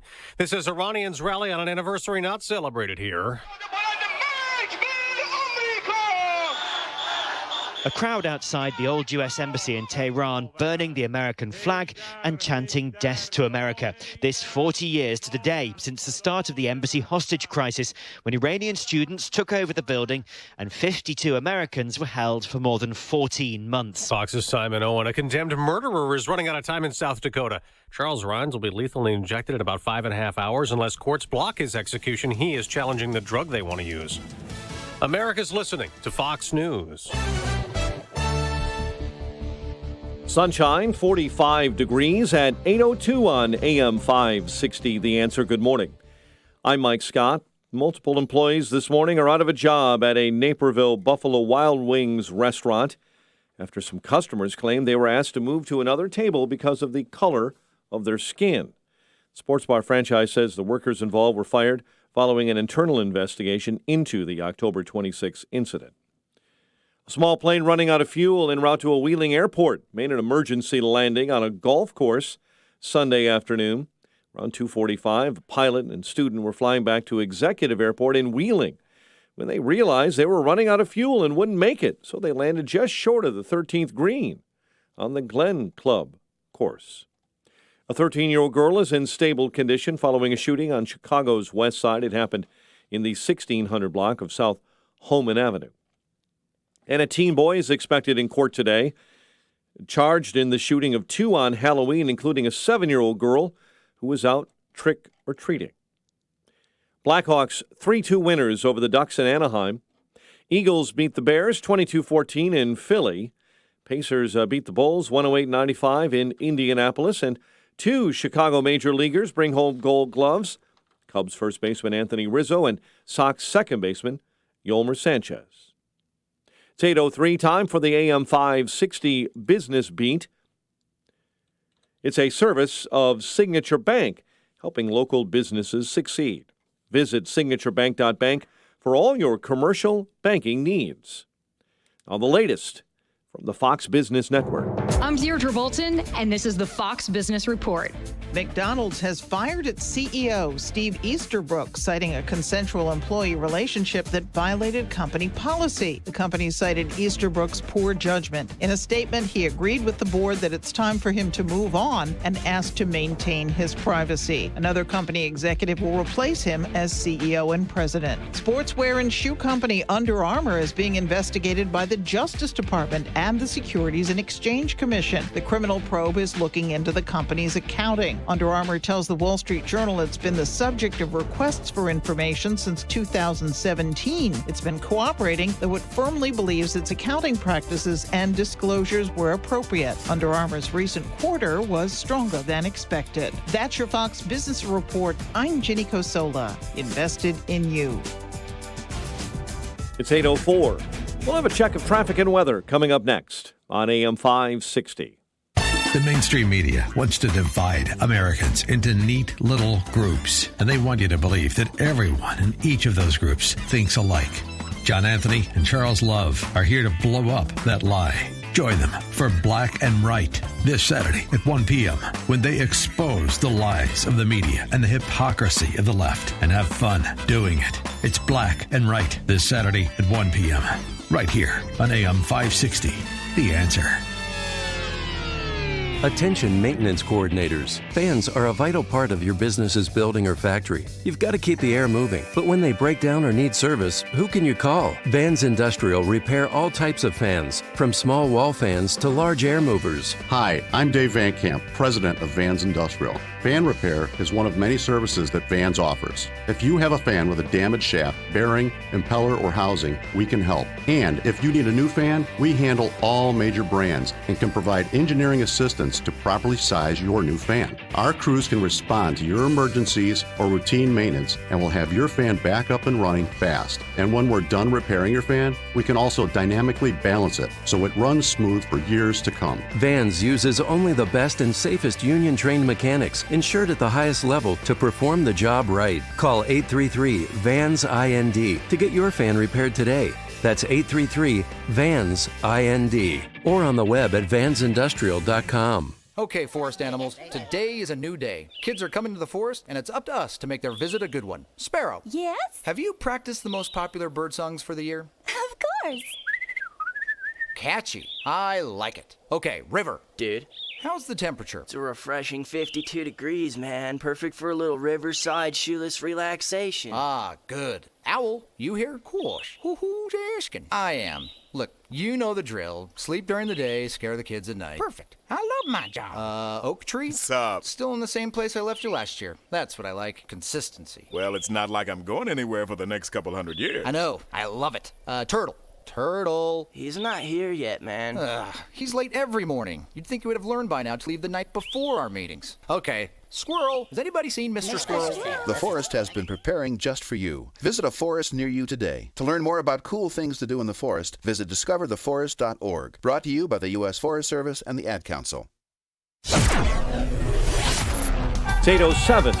AM 560 Traffic Center time, and here is Jim Telemonte. Eastbound Jane Addams Tollway traffic is heavy lead to the Tri-State, and the delays continue on the inbound Kennedy all the way downtown. It's an hour and 7 minutes, so O'Hare to the Burn Circle, 39 minutes from Montrose, 30 in the Express.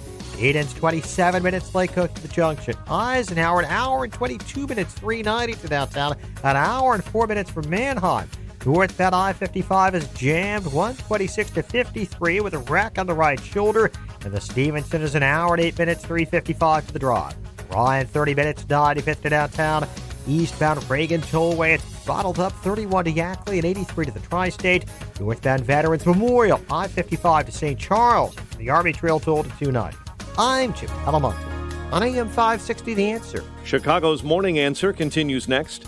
Your official Chicagoland weather forecast from our 1-hour heating and air conditioning weather center and meteorologist Steve Williams. Clouds and chilly this morning. See some sun a little bit later on, but a shower in spots this afternoon, high 50. Partly cloudy, brisk and cold tonight, low 30. And then intervals of clouds and sun, a cold day tomorrow, the high at 42.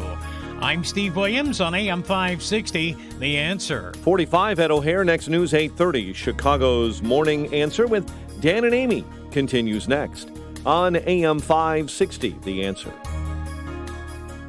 Don't miss the ammo event this weekend at Shoot Point Blank. Pick up great deals on ammo, like 50 rounds of 9mm as low as $10.99 per box. The more ammo you buy, the more you save. Load up this weekend at Shoot Point Blank's ammo event. See store for details. This is Chicago's Morning Answer with Dan Proft and Amy Jacobson on AM 560. The The Answer.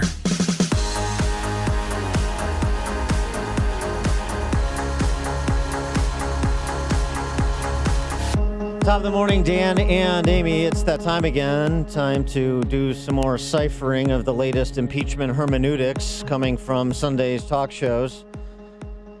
Clinton Foundation Donor Zero on ABC with Steve Scalise, House Minority Whip. And, of course, the question he asked starts from a premise that Republicans reject. Is it appropriate for the president to ask a foreign leader to dig up dirt on a political rival? That presupposes that that's what President Trump did. That's one of several competing interpretations of the now biblical transcript between Trump and Zelensky. Do you have it memorized yet? Scalise offered this in response. Well, first of all, on that call, he was not talking about the 2020 election or political opponents. He was talking about corruption relating to the 2016 election. That's not what the transcript shows. When Russia tried to interfere, George, when Russia tried to interfere with our election, it was Barack Obama who was president, not Donald Trump. President Trump has a legal requirement to ensure that the country given foreign aid, in this case Ukraine, is taking steps to root out corruption. And he and President Zelensky talked about that. I got to say, hours of watching this stuff over the weekend and over the many weeks, it seems this has gone on. What week are we on? It feels longer than the CPS strike at this point. Well, it's much longer than that, and it's going to be much longer still. Jackie Speier was on Face the Nation. She's Democrat on House Intel, California. She did give a little bit of a timeline, if Democrats hew to it, which is transcripts and public hearings could start as soon as the week after this.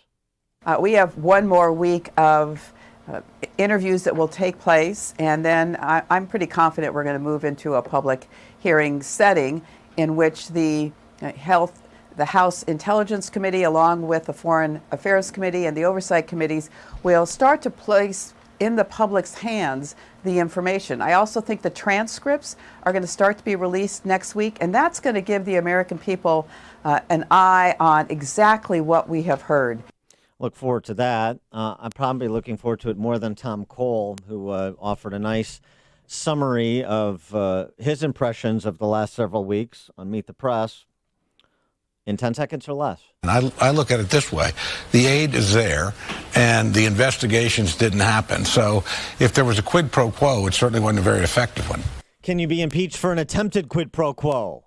One might ask. Why don't we discuss that with Quinn Hillier? He's a contributing editor, National Review Magazine, senior editor for the American Spectator, and commentary writer for Washington Examiner, WashingtonExaminer.com. Quinn, thanks for joining us. Appreciate it. Thank you, Dan. Glad to be on with you and Amy. What about what Representative Cole said there? All this back and forth, was it or wasn't it? Here's what we know. We know that the aid is there and the investigation didn't happen. So what are we talking about here? We are talking about an attempted abuse of power. That's what we're talking about. We are talking, and a rather serious attempted abuse of power. We are talking about an abuse of power that actually was not just attempted, but was partially successful. The aid was withheld for some 2 or 3 months, during which all sorts of really bad things could have happened. We're lucky they didn't, and we are definitely talking about an abuse of the process. The question is what rises to the level of, or sinks to the level of an impeachable and removable offense. But clearly there was stuff that happened that the President of the United States should not have done. Well, okay.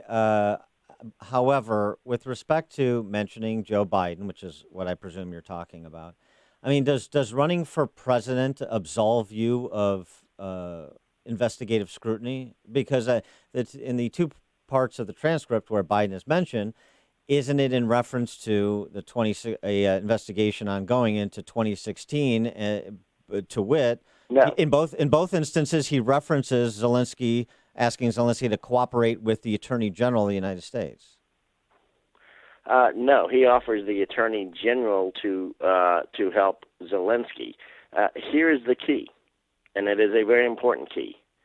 there was not an open investigation into the Bidens in the United States. There was no specific crime alleged against the Bidens in the United States. And we can, if there is an ongoing investigation that involve in the United States that a foreign government might be able to assist with, that's one thing. We have treaties asking them for that. We do not have any treaties saying we can't find anything on these guys, so we want you to go do it. And that's what happened here. Look, I've written a column. What Hunter Biden did, trading on his father's name, was sleazy. Right. Sleazy does not necessarily mean it was a crime. Right. And to go after a U.S. citizen, to sic any foreign government on a U.S. citizen when there's no U.S. investigation into that citizen, much less a political rival, that is wrong. It's just flat out wrong. It has never happened before, as far as anybody can tell. People have done the research. We can't find any other example of it, so it was wrong. You can't but find was it criminal? You can't find any other example of what exactly?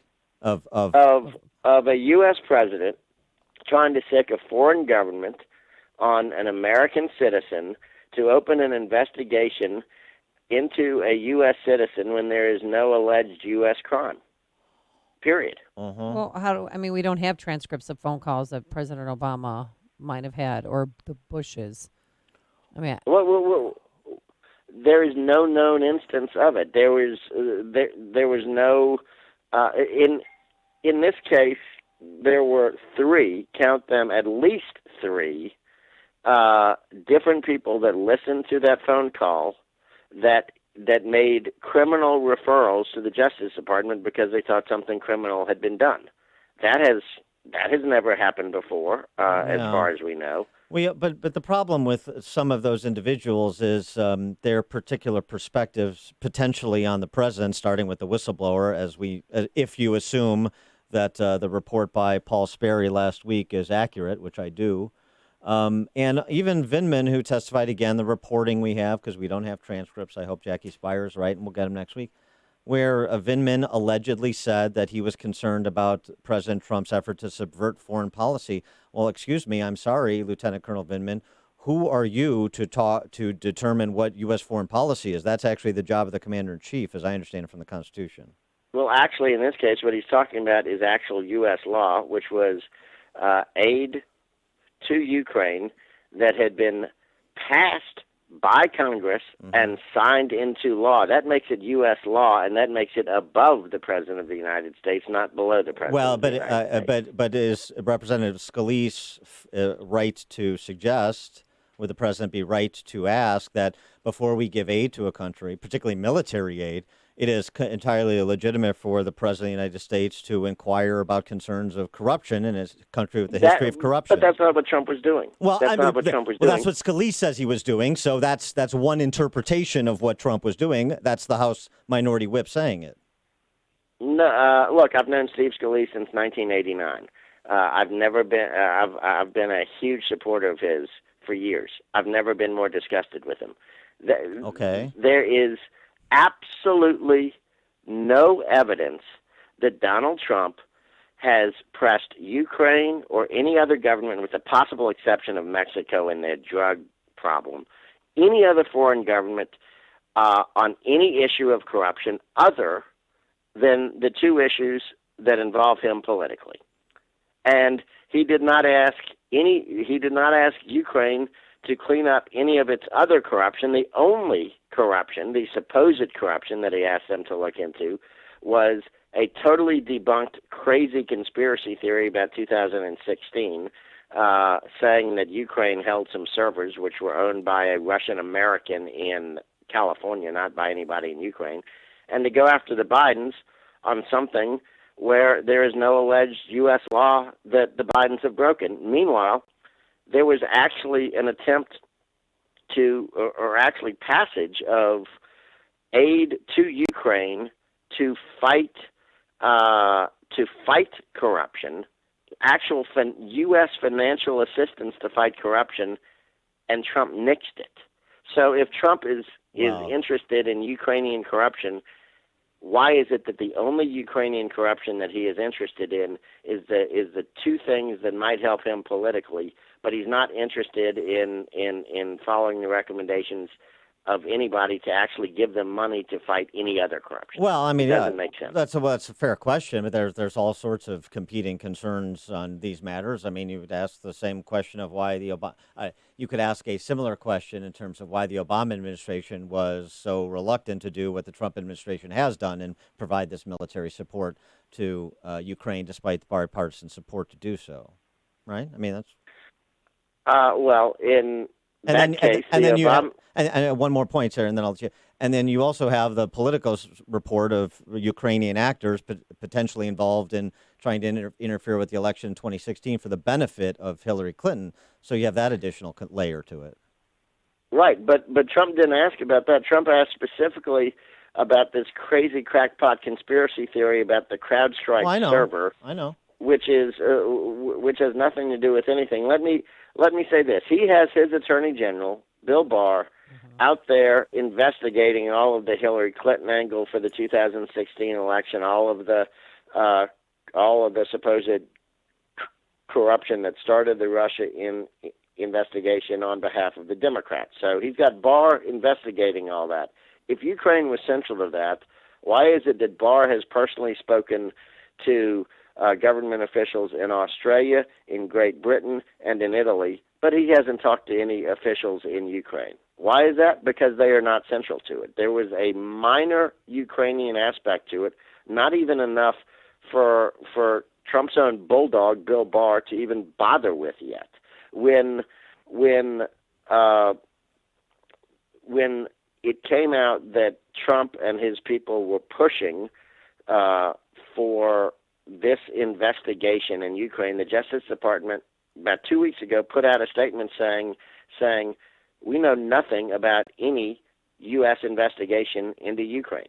Right. Period. Right. That was news to us, is what. Right. I remember that. Okay. Exactly. So Trump is making stuff up and trying to stick a foreign government on a U.S. citizen who is his chief political rival based on nothing. So I know you wrote in the Examiner that you favor an impeachment inquiry, and you actually suggested that, the entire Republican caucus, since they all voted against it, are shameless to vote against the impeachment inquiry, except that you also suggested the resolution that was voted up on Thursday is shameless as well. So how should this flesh out, I guess, is my question. Okay, well, and see, what I'm doing is I'm trying to take the names and the parties out of it. Mm-hmm. Forget that it's Trump, forget that it's Republicans, or forget that it's Democrats. If you were presented with these facts and these circumstances, regardless of party, just in a political vacuum, how would you act? What would you say is right and what would you say is wrong? What does it actually mean to follow the rules, neutrally applied? And neutrally applied, neither side is behaving anything like statesmen. Neither side is behaving how they should. The Democrats are running an entirely unfair process. They are not doing anything close to what was done during the Watergate hearings or the Whitewater hearings. Right. And they say that this is going to be the last week of closed-door testimony, but who's even going to show up? Well, I mean, that's part of the point. They are not running things fairly. They are not letting even the Trump administration know what rules they can operate under to defend themselves. They do say, finally, that the Rules Committee will promulgate rules for once it hits the Judiciary Committee, but they haven't done so yet, and they don't even have a requirement that the Rules Committee give notice. So the Rules Committee could promulgate the rules 1 hour before the hearing starts. That doesn't give the Trump team enough time to prepare a defense. It's a totally unfair process. And look, I've just spent 15 minutes saying that I think what Trump did is definitely serious enough for an impeachment inquiry. That doesn't mean that I support a railroad job, and the Democrats are doing a railroad job, and I'm disgusted with them as well. So then if this continues to be an illegitimate process, what are House and Senate Republicans to do other than what they're doing? Well, what they should be doing is acknowledging that the questions raised are serious enough for an inquiry. That doesn't mean they have to say, oh, we're going to go ahead and impeach. It means they have to be honest and say, you know what, this is serious business and these are serious allegations. They definitely rise to the level of an impeachment inquiry to find out the facts. And they should be up there offering amendments to the process to say, this is how the process should be run. You know what? That's what the Democrats did during the Whitewater-Lewinsky impeachment mess back in September and October of 1998.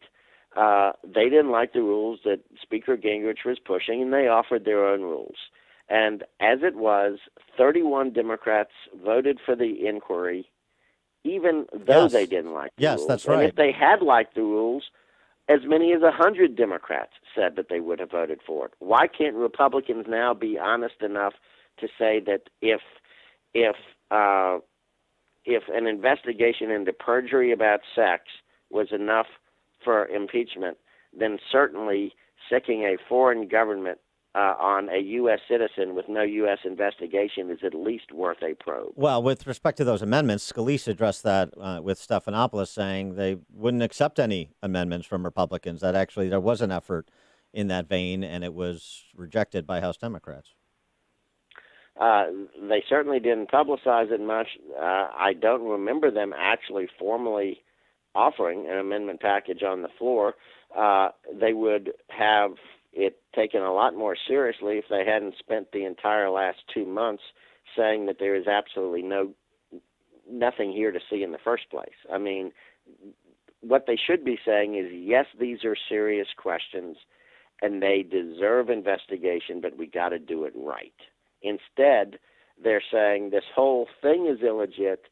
They are saying there hasn't even been a question raised that shows that Trump did anything even slightly wrong. And oh, by the way, we don't like your rules. Well, that's not honest. It's just not honest. And so that's why they're not being taken seriously when they talk about having, oh, well, we did want some other rules. They didn't push those other rules. They didn't argue for them. It's just total bunk. He is Quinn Hillier, contributing editor, National Review, senior editor for the American Spectator, and commentary writer for WashingtonExaminer.com. Quinn, thanks for joining us. Appreciate it. Thank you all. Appreciate it. Thanks. And he joined us on our turnkey.pro answer line. It's what Chicago is talking about. It's Chicago's Morning Answer with Dan and Amy on AM 560. The Answer. Travel your way with the Apple Vacation Super Sale. With more destinations, more relaxation, and more fun, Apple Vacations puts affordable prices and unbeatable value right at your fingertips. It's all included: flights, hotel, meals, drinks, and ground transportation in one convenient package price. With up to 60% off and instant savings up to $600 at participating resorts. 24-hour all-inclusive Rio hotels and resorts offer personalized service on beautiful beachfront settings throughout Mexico, the Caribbean, and Central America. Whether you're a sun worshiper or a thrill seeker, enjoy endless activities including themed Rio parties and the on-site water park, Splash Water World. Call Carey Travel Express at 847-639-3300 or visit CareyTravelExpress.com to book your Apple vacation today. Savings valid at participating resorts on select dates from January through April 2020. Restrictions apply. My name is David Hochberg. Meet Joyce, recently divorced and credit challenged because her ex-husband's inability to pay bills on time. Joyce contacted Team Hochberg for a mortgage using only the court-awarded child support and alimony because she worked side jobs for cash and didn't have any verifiable income.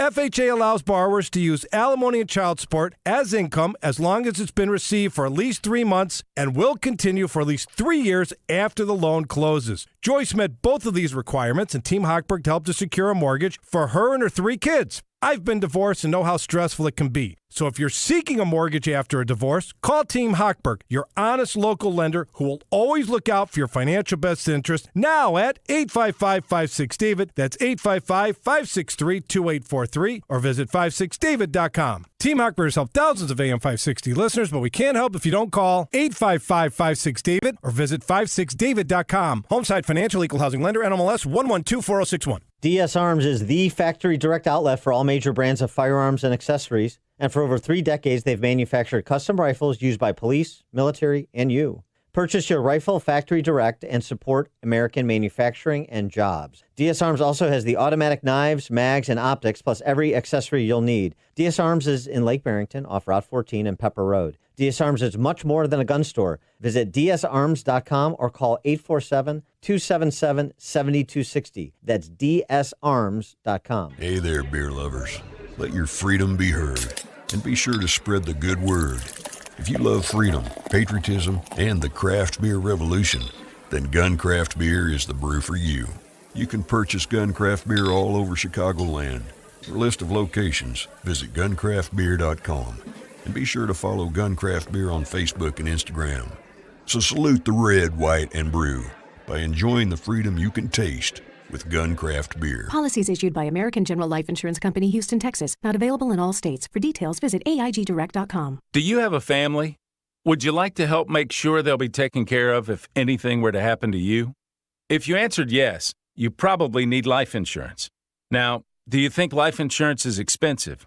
If you answered yes to that too, you definitely need to give AIG Direct a call. We could find you a $250,000 policy for just $14 a month, which means you could save hundreds of dollars a year. Call us now for a free, no-obligation quote. 1-800-600-5451. Since 1995, we've helped millions of people find out if they could save up to 70% on their term life insurance. See how affordably we can help you protect your family. Call AIG Direct now for your free quote. 1-800-600-5451. You could save up to 70%. That's 1-800-600-5451. 1-800-600-5451. AM 560, The Answer. Dan and Amy, we talked about Quinn Hillier's piece in the Washington Examiner last week, so you know I don't agree with his assessment, but we want you to hear provocative counter arguments here so that you get those propellers spinning. So it's all good. And who knew he was friends with Scalise for all those years? I know we're getting pushback on Quinn Hillier, but that's fine. That's pushback. You got to get the juices flowing. It's Monday morning. Coming up on Chicago's Morning Answer. Did America have a Christian founding? ? We'll ask Mark David Hall, the author of a new book on the topic, at 8:38. But now let's head straight into that newsroom. Here is Mike Scott. Dan and Amy, good morning. 45 degrees. We have sunshine right now. No injuries reported after a carbon monoxide leak was reported at a grade school on Chicago's south side. Incident happened this morning at Burnside Elementary. A level 2 hazmat response secured the building. Students who arrived a little early were placed on a warming bus. School is expected to be in session today. A final determination has not yet been made. The FAA is investigating after a United Airlines flight made an emergency landing around 7 a.m. at Newark's Liberty Airport. Flight 800 bound for Orlando had just taken off when the pilot declared that emergency. 4 White House officials who were scheduled to give depositions in the impeachment inquiry will not be showing up today. Officials reportedly planning to skip today's closed-door session run by Democrats in the House. The CDC says 1 person is dead from a salmonella outbreak linked to ground beef. So far, there have been 10 known salmonella infections across 6 states. Multiple employees are out of a job at a Naperville Buffalo Wild Wings after some customers claimed they were asked to move to another table because of the color of their skin. A small plane running out of fuel en route to a Wheeling airport made an emergency landing on a golf course in the northwest suburbs Sunday afternoon. The pilot, Sunday afternoon, and a student were flying back to Executive Airport in Wheeling when they realized they were running out of fuel and wouldn't make it. So they landed just short of the 13th green on the Glen Club course. So how much would you pay for this? Olivia Newton-John's outfit from the movie Grease is sold at auction for nearly $500,000. You know, the black pants in the leather jacket she wore in the 1978 musical in the final number, auctioned off for $405,000. That's the one with You're the One That I Want with John Travolta. By the way, $2.3 million was raised for John's Australia Cancer Research Center during that auction. Blackhawks 3-2 winners over the Ducks in Anaheim. Eagles beat the Bears 22-14. Pacers took down the Bulls 108-95. The news, a service of Napa Auto Parts. Now at Napa Auto Parts stores and Napa Auto Care Centers, buy a 2-pack of Night Vision Brilliant headlamps and get 2 Performer wiper blades free at participating Napa Auto Parts stores and Napa Auto Care Centers. Some restrictions apply while supplies last. Offer ends 12/31/19. 8:34 and a check of traffic and weather on the way next on AM 560. Mike Gallagher sees a major victory for our country and the president. Biggest foreign policy achievement in the Trump administration, arguably. Big day, right? Huge day for the president of the United States and for this country, most of all. Number 1 terrorist in the world, taken out by our Army Special Forces. The Mike Gallagher Show. Weekdays at 9, right before Dennis Prager at 11 on AM 560. The Answer. Want your home's furnace to stay safe and reliable? And want to prevent any potential problems before they happen? At your local 1 Hour Heating and Air Conditioning, we recommend an annual furnace inspection and tune-up. Right now, get big savings on a furnace tune-up. Call 855-1-HOUR. Because not taking care of your furnace, that's just cold. Your comfort is just a call away.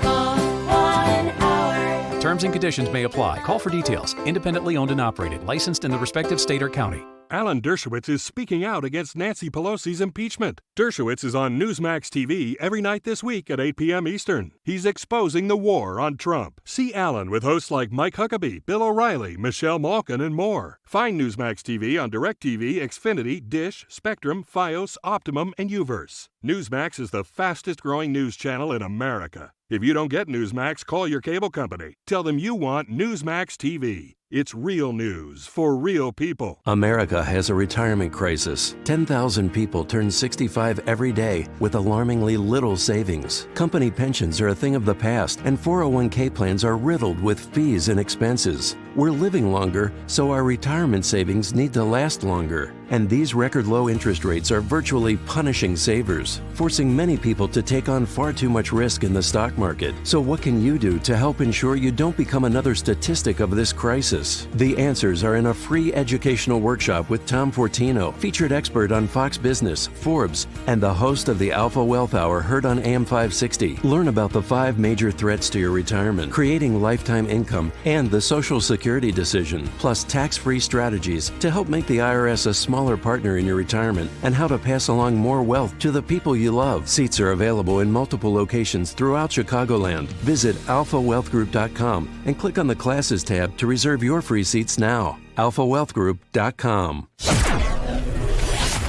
8:37. Time for a dry basement in a healthy home. It's time to call Permaseal 800-421-SEAL, and time to check the roads with Jim Talamonte. The inbound Kennedy is heavy all the way in from O'Hare, an hour and 12 minutes to downtown, 46 minutes from Montrose, 26 in the Express, outbound 42 minutes to the airport, Eden's 25 minutes, Lake Cook Junction, outbound 44. Eisenhower, an hour and 9 minutes, 390 to downtown, 49 minutes from Manheim. Stevenson, an hour and 8 minutes, 355 to Lakeshore Drive. Ryan, 30 minutes from 95th. I-57, 31 minutes, I-80 to the merge. Bishop, 435. Southbound Lakeshore Drive is jammed Lawrence to North Avenue, northbound from the Stevenson to Jackson. Northbound Tri-State delays are in pockets, 95th to 47th. At Roosevelt to North Avenue, it's about Reagan tollway delays, 31 to Yackley and 83 to the Tri-State. I'm Jim Talamonte on AM 560, The Answer. Chicago's Morning Answer continues next in our 1 hour heating and air conditioning weather center. Chilly day ahead. Clouds and sun mixed. Chance, about a 10% chance of a shower this afternoon. High near 50, brisk and colder overnight, low of 30. It's 45 right now. Next news at 9. Chicago's Morning Answer with Dan and Amy continues next on AM 560, The Answer. This hourly segment is brought to you by Retire Chicago. Tune in Saturday mornings at 8 to Retire Chicago with John McNamara of McNamara Capital. This is Chicago's Morning Answer. Have you ever smoked? I have. Okay. Like And I inhale. I did inhale. On AM 560. I think that it gives a lot of people joy, and we need more joy. Yeah. When is she going to drop out of the race? Those are happier times for Reparation H. She is circling the drain in Iowa. She doesn't even get parodied on that Saturday Night Live anymore. Just her campaign staffers do. Right.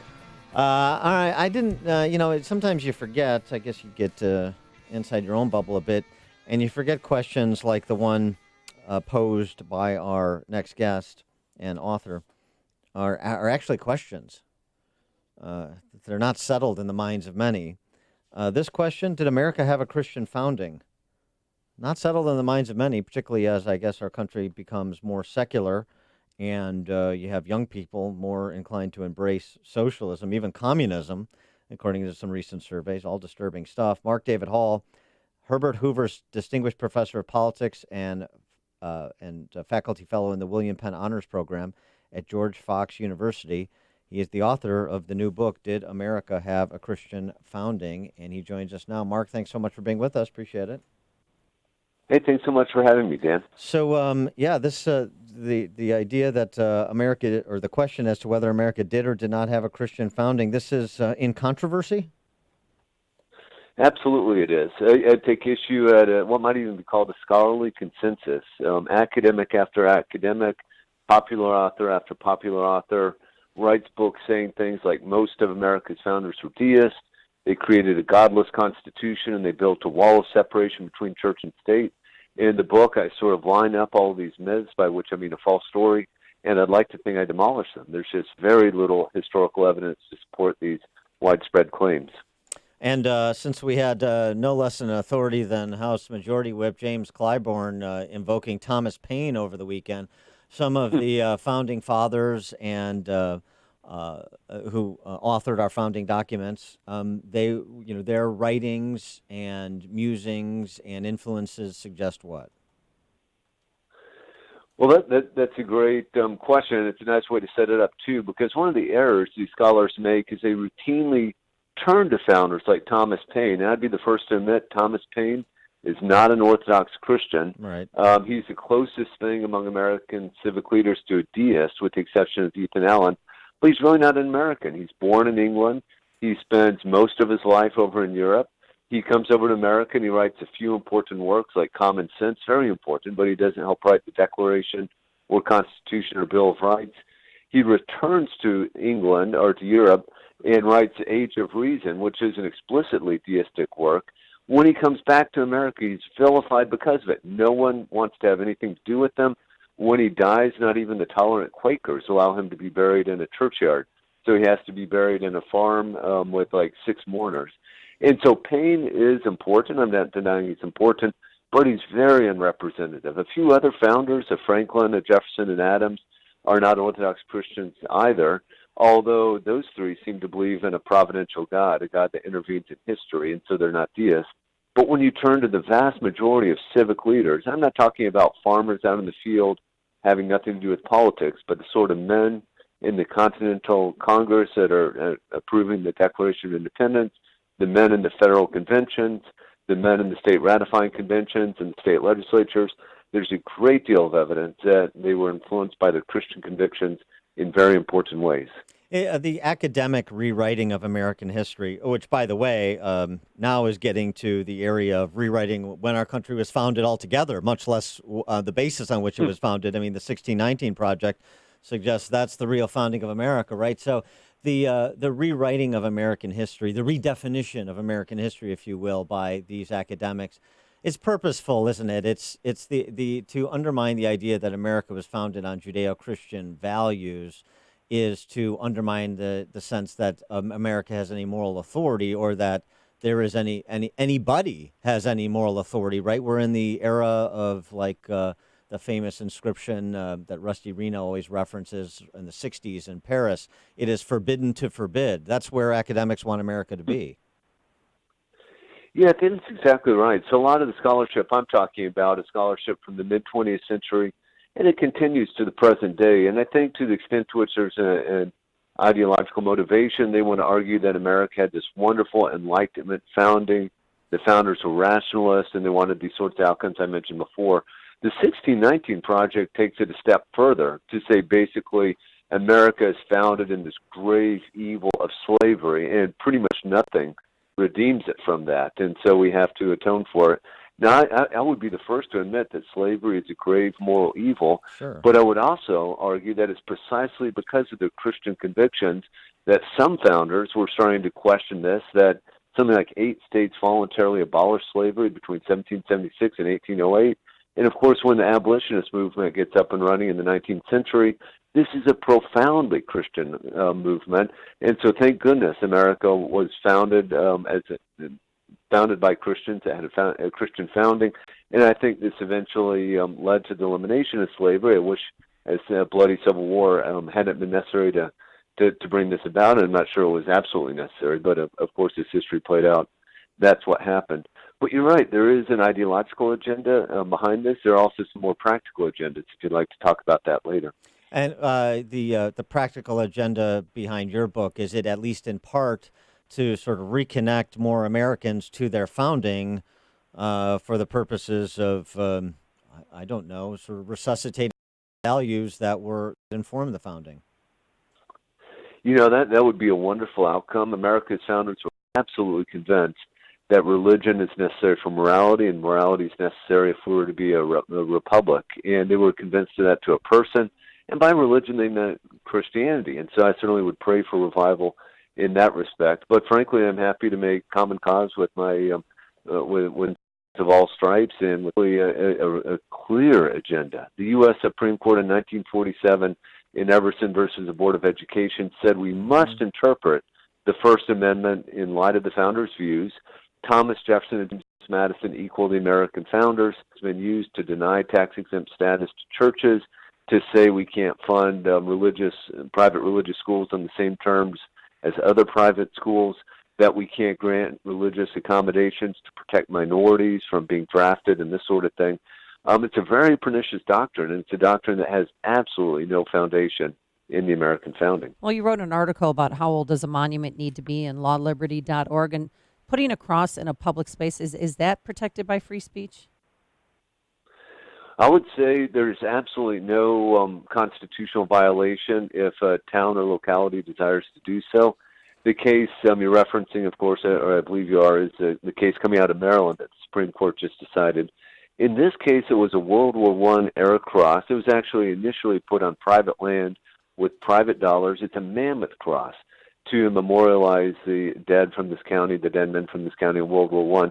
Eventually, the state had to take it over, and so it's now on public property and maintained by public funds. And the American Humanist Association said this cannot stand.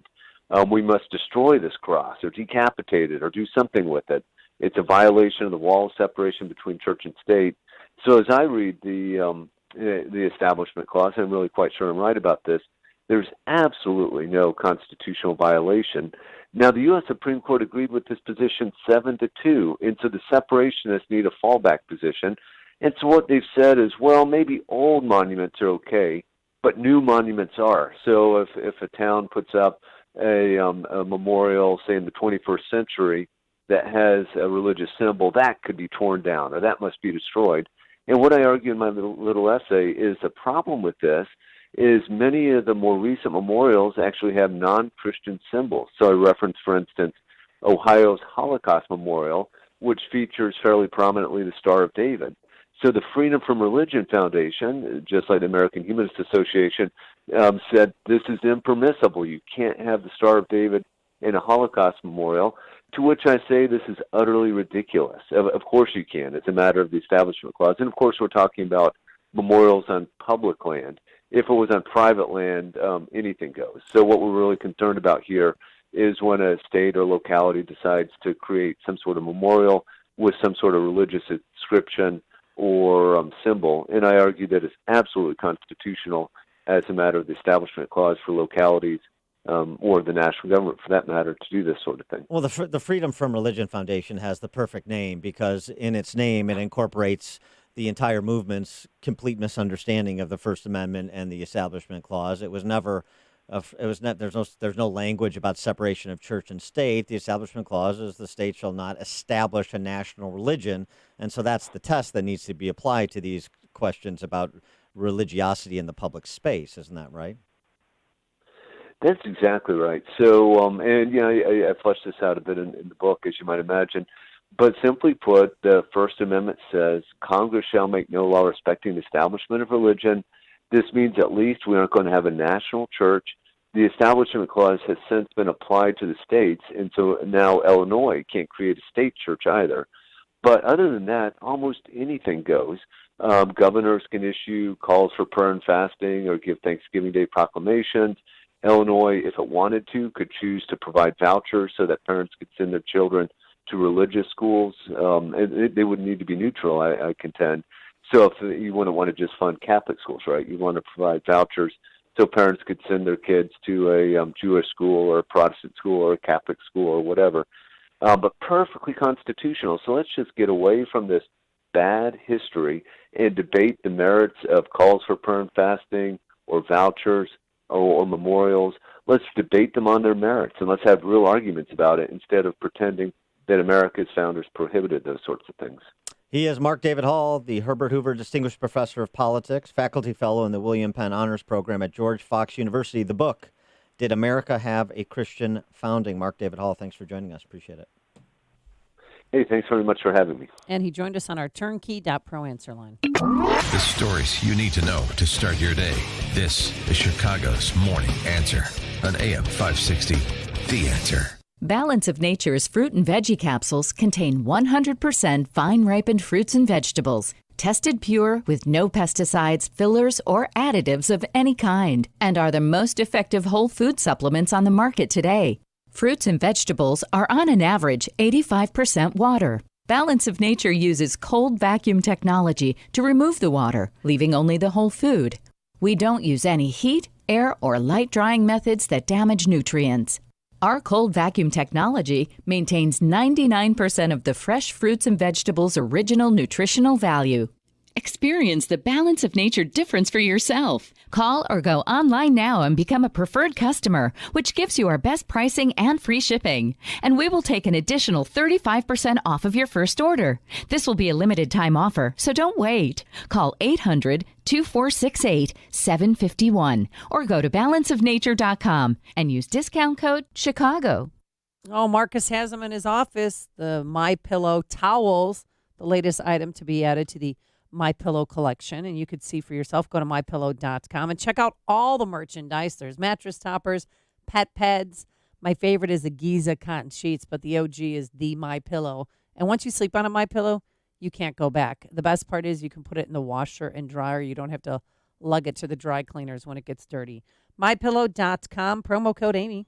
Is your child falling behind academically? Is he overwhelmed, distracted, or unable to focus? Does your daughter lack confidence? It's not too late to consider the outstanding education and preparation for life that St. John's Northwestern Military Academy offers. For 135 years, St. John's Northwestern has prepared teens for college and beyond within a safe, secure, and structured environment, free from distractions and optimal for learning. St. John's Northwestern attracts teens grades 7 through 12 who are capable of achieving more, but need guidance and encouragement to get there. They inspire personal growth through a commitment to academic, spiritual, and character development, athletics, and a strong foundation essential for critical thinking and decision-making. St. John's Northwestern is in the beautiful Lake Country region of southeast Wisconsin, within driving distance of Chicago. Visit their beautiful 110-acre campus during their open house Friday, November 8th. Get more info at 1-800-SJ-CADET, 1-800-SJ-CADET, or online at sjnma.org. That's sjnma.org. St. John's Northwestern Military Academy. Leadership lives here.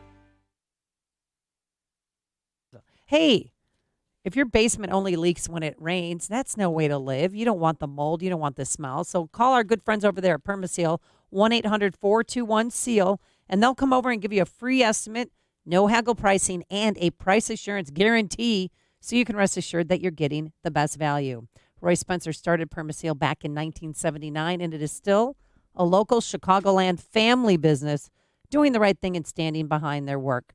Your basement is already dry most of the time, but if you want your basement dry all of the time, you know who to call. Permaseal, 800-421-SEAL. That's 800-421-7325, or go to permaseal.net. Hey, if you're missing teeth or even a single tooth, then dental implants are a fantastic way to regain your confidence, your smile, and your dental health. Hey, Sean Hannity here. So what are you waiting for? Find out now if implants are for you. Successful implants don't come from an implant factory. Skill, treatment, installation, those are the main differences for successful lifelong implants. That's why you need to see Dr. Neruzzi at Fox River Periodontics. Dr. Neruzzi is the recommended choice of dentists that don't do implants themselves. You need the experience, the skill, and honesty that over 25 years of dental implants brings, and you're going to be happy with your implant. It's not a mass production procedure because everyone is different. And Dr. Neruzzi wants to talk to you about dental implants today. This is Dr. Neruzzi. I personally guarantee your happiness with your implants. Call Fox River Periodontics at 630-232-7400. They're online at implantsforme.com. Signature Bank is Chicago's fastest growing independently owned business bank. It's a bank where relationships still matter. Signature Bank knows your name and your story. I'm Dan Proft, and I know this because Signature Bank is my business bank. Hi, I'm Rick Blavelone, second-generation owner and CEO of Marketing Innovators and a customer of Signature Bank. Our family-run company was founded on the belief that connecting to people on a human level is the best way to build a great business. And when we were looking for a new bank, we didn't have to look far. We shared an office building with Signature Bank in Rosemont and quickly saw that they were truly locally owned and operated. That's why we partnered with Signature. And that relationship makes every business decision better and every communication clearer. Marketing Innovators looks forward to a long-lasting relationship with Signature Bank. Signature Bank is looking for their next success story. To learn more about turning your business vision into reality, visit signaturebank.bank. Signature Bank, helping local businesses succeed. Member FDIC, Equal Housing Lender. AM 560, The Answer. Dan and Amy, following on our little conversation there with Mark David Hall, the author of Did America Have a Christian Founding? This is great. Letitia Wright, she is a actress. She was in Black Panther movie. Oh, yeah. It's super cute when journalists, interviewers for magazines leave out the massive part where I give God the glory for the success and achievements in my life.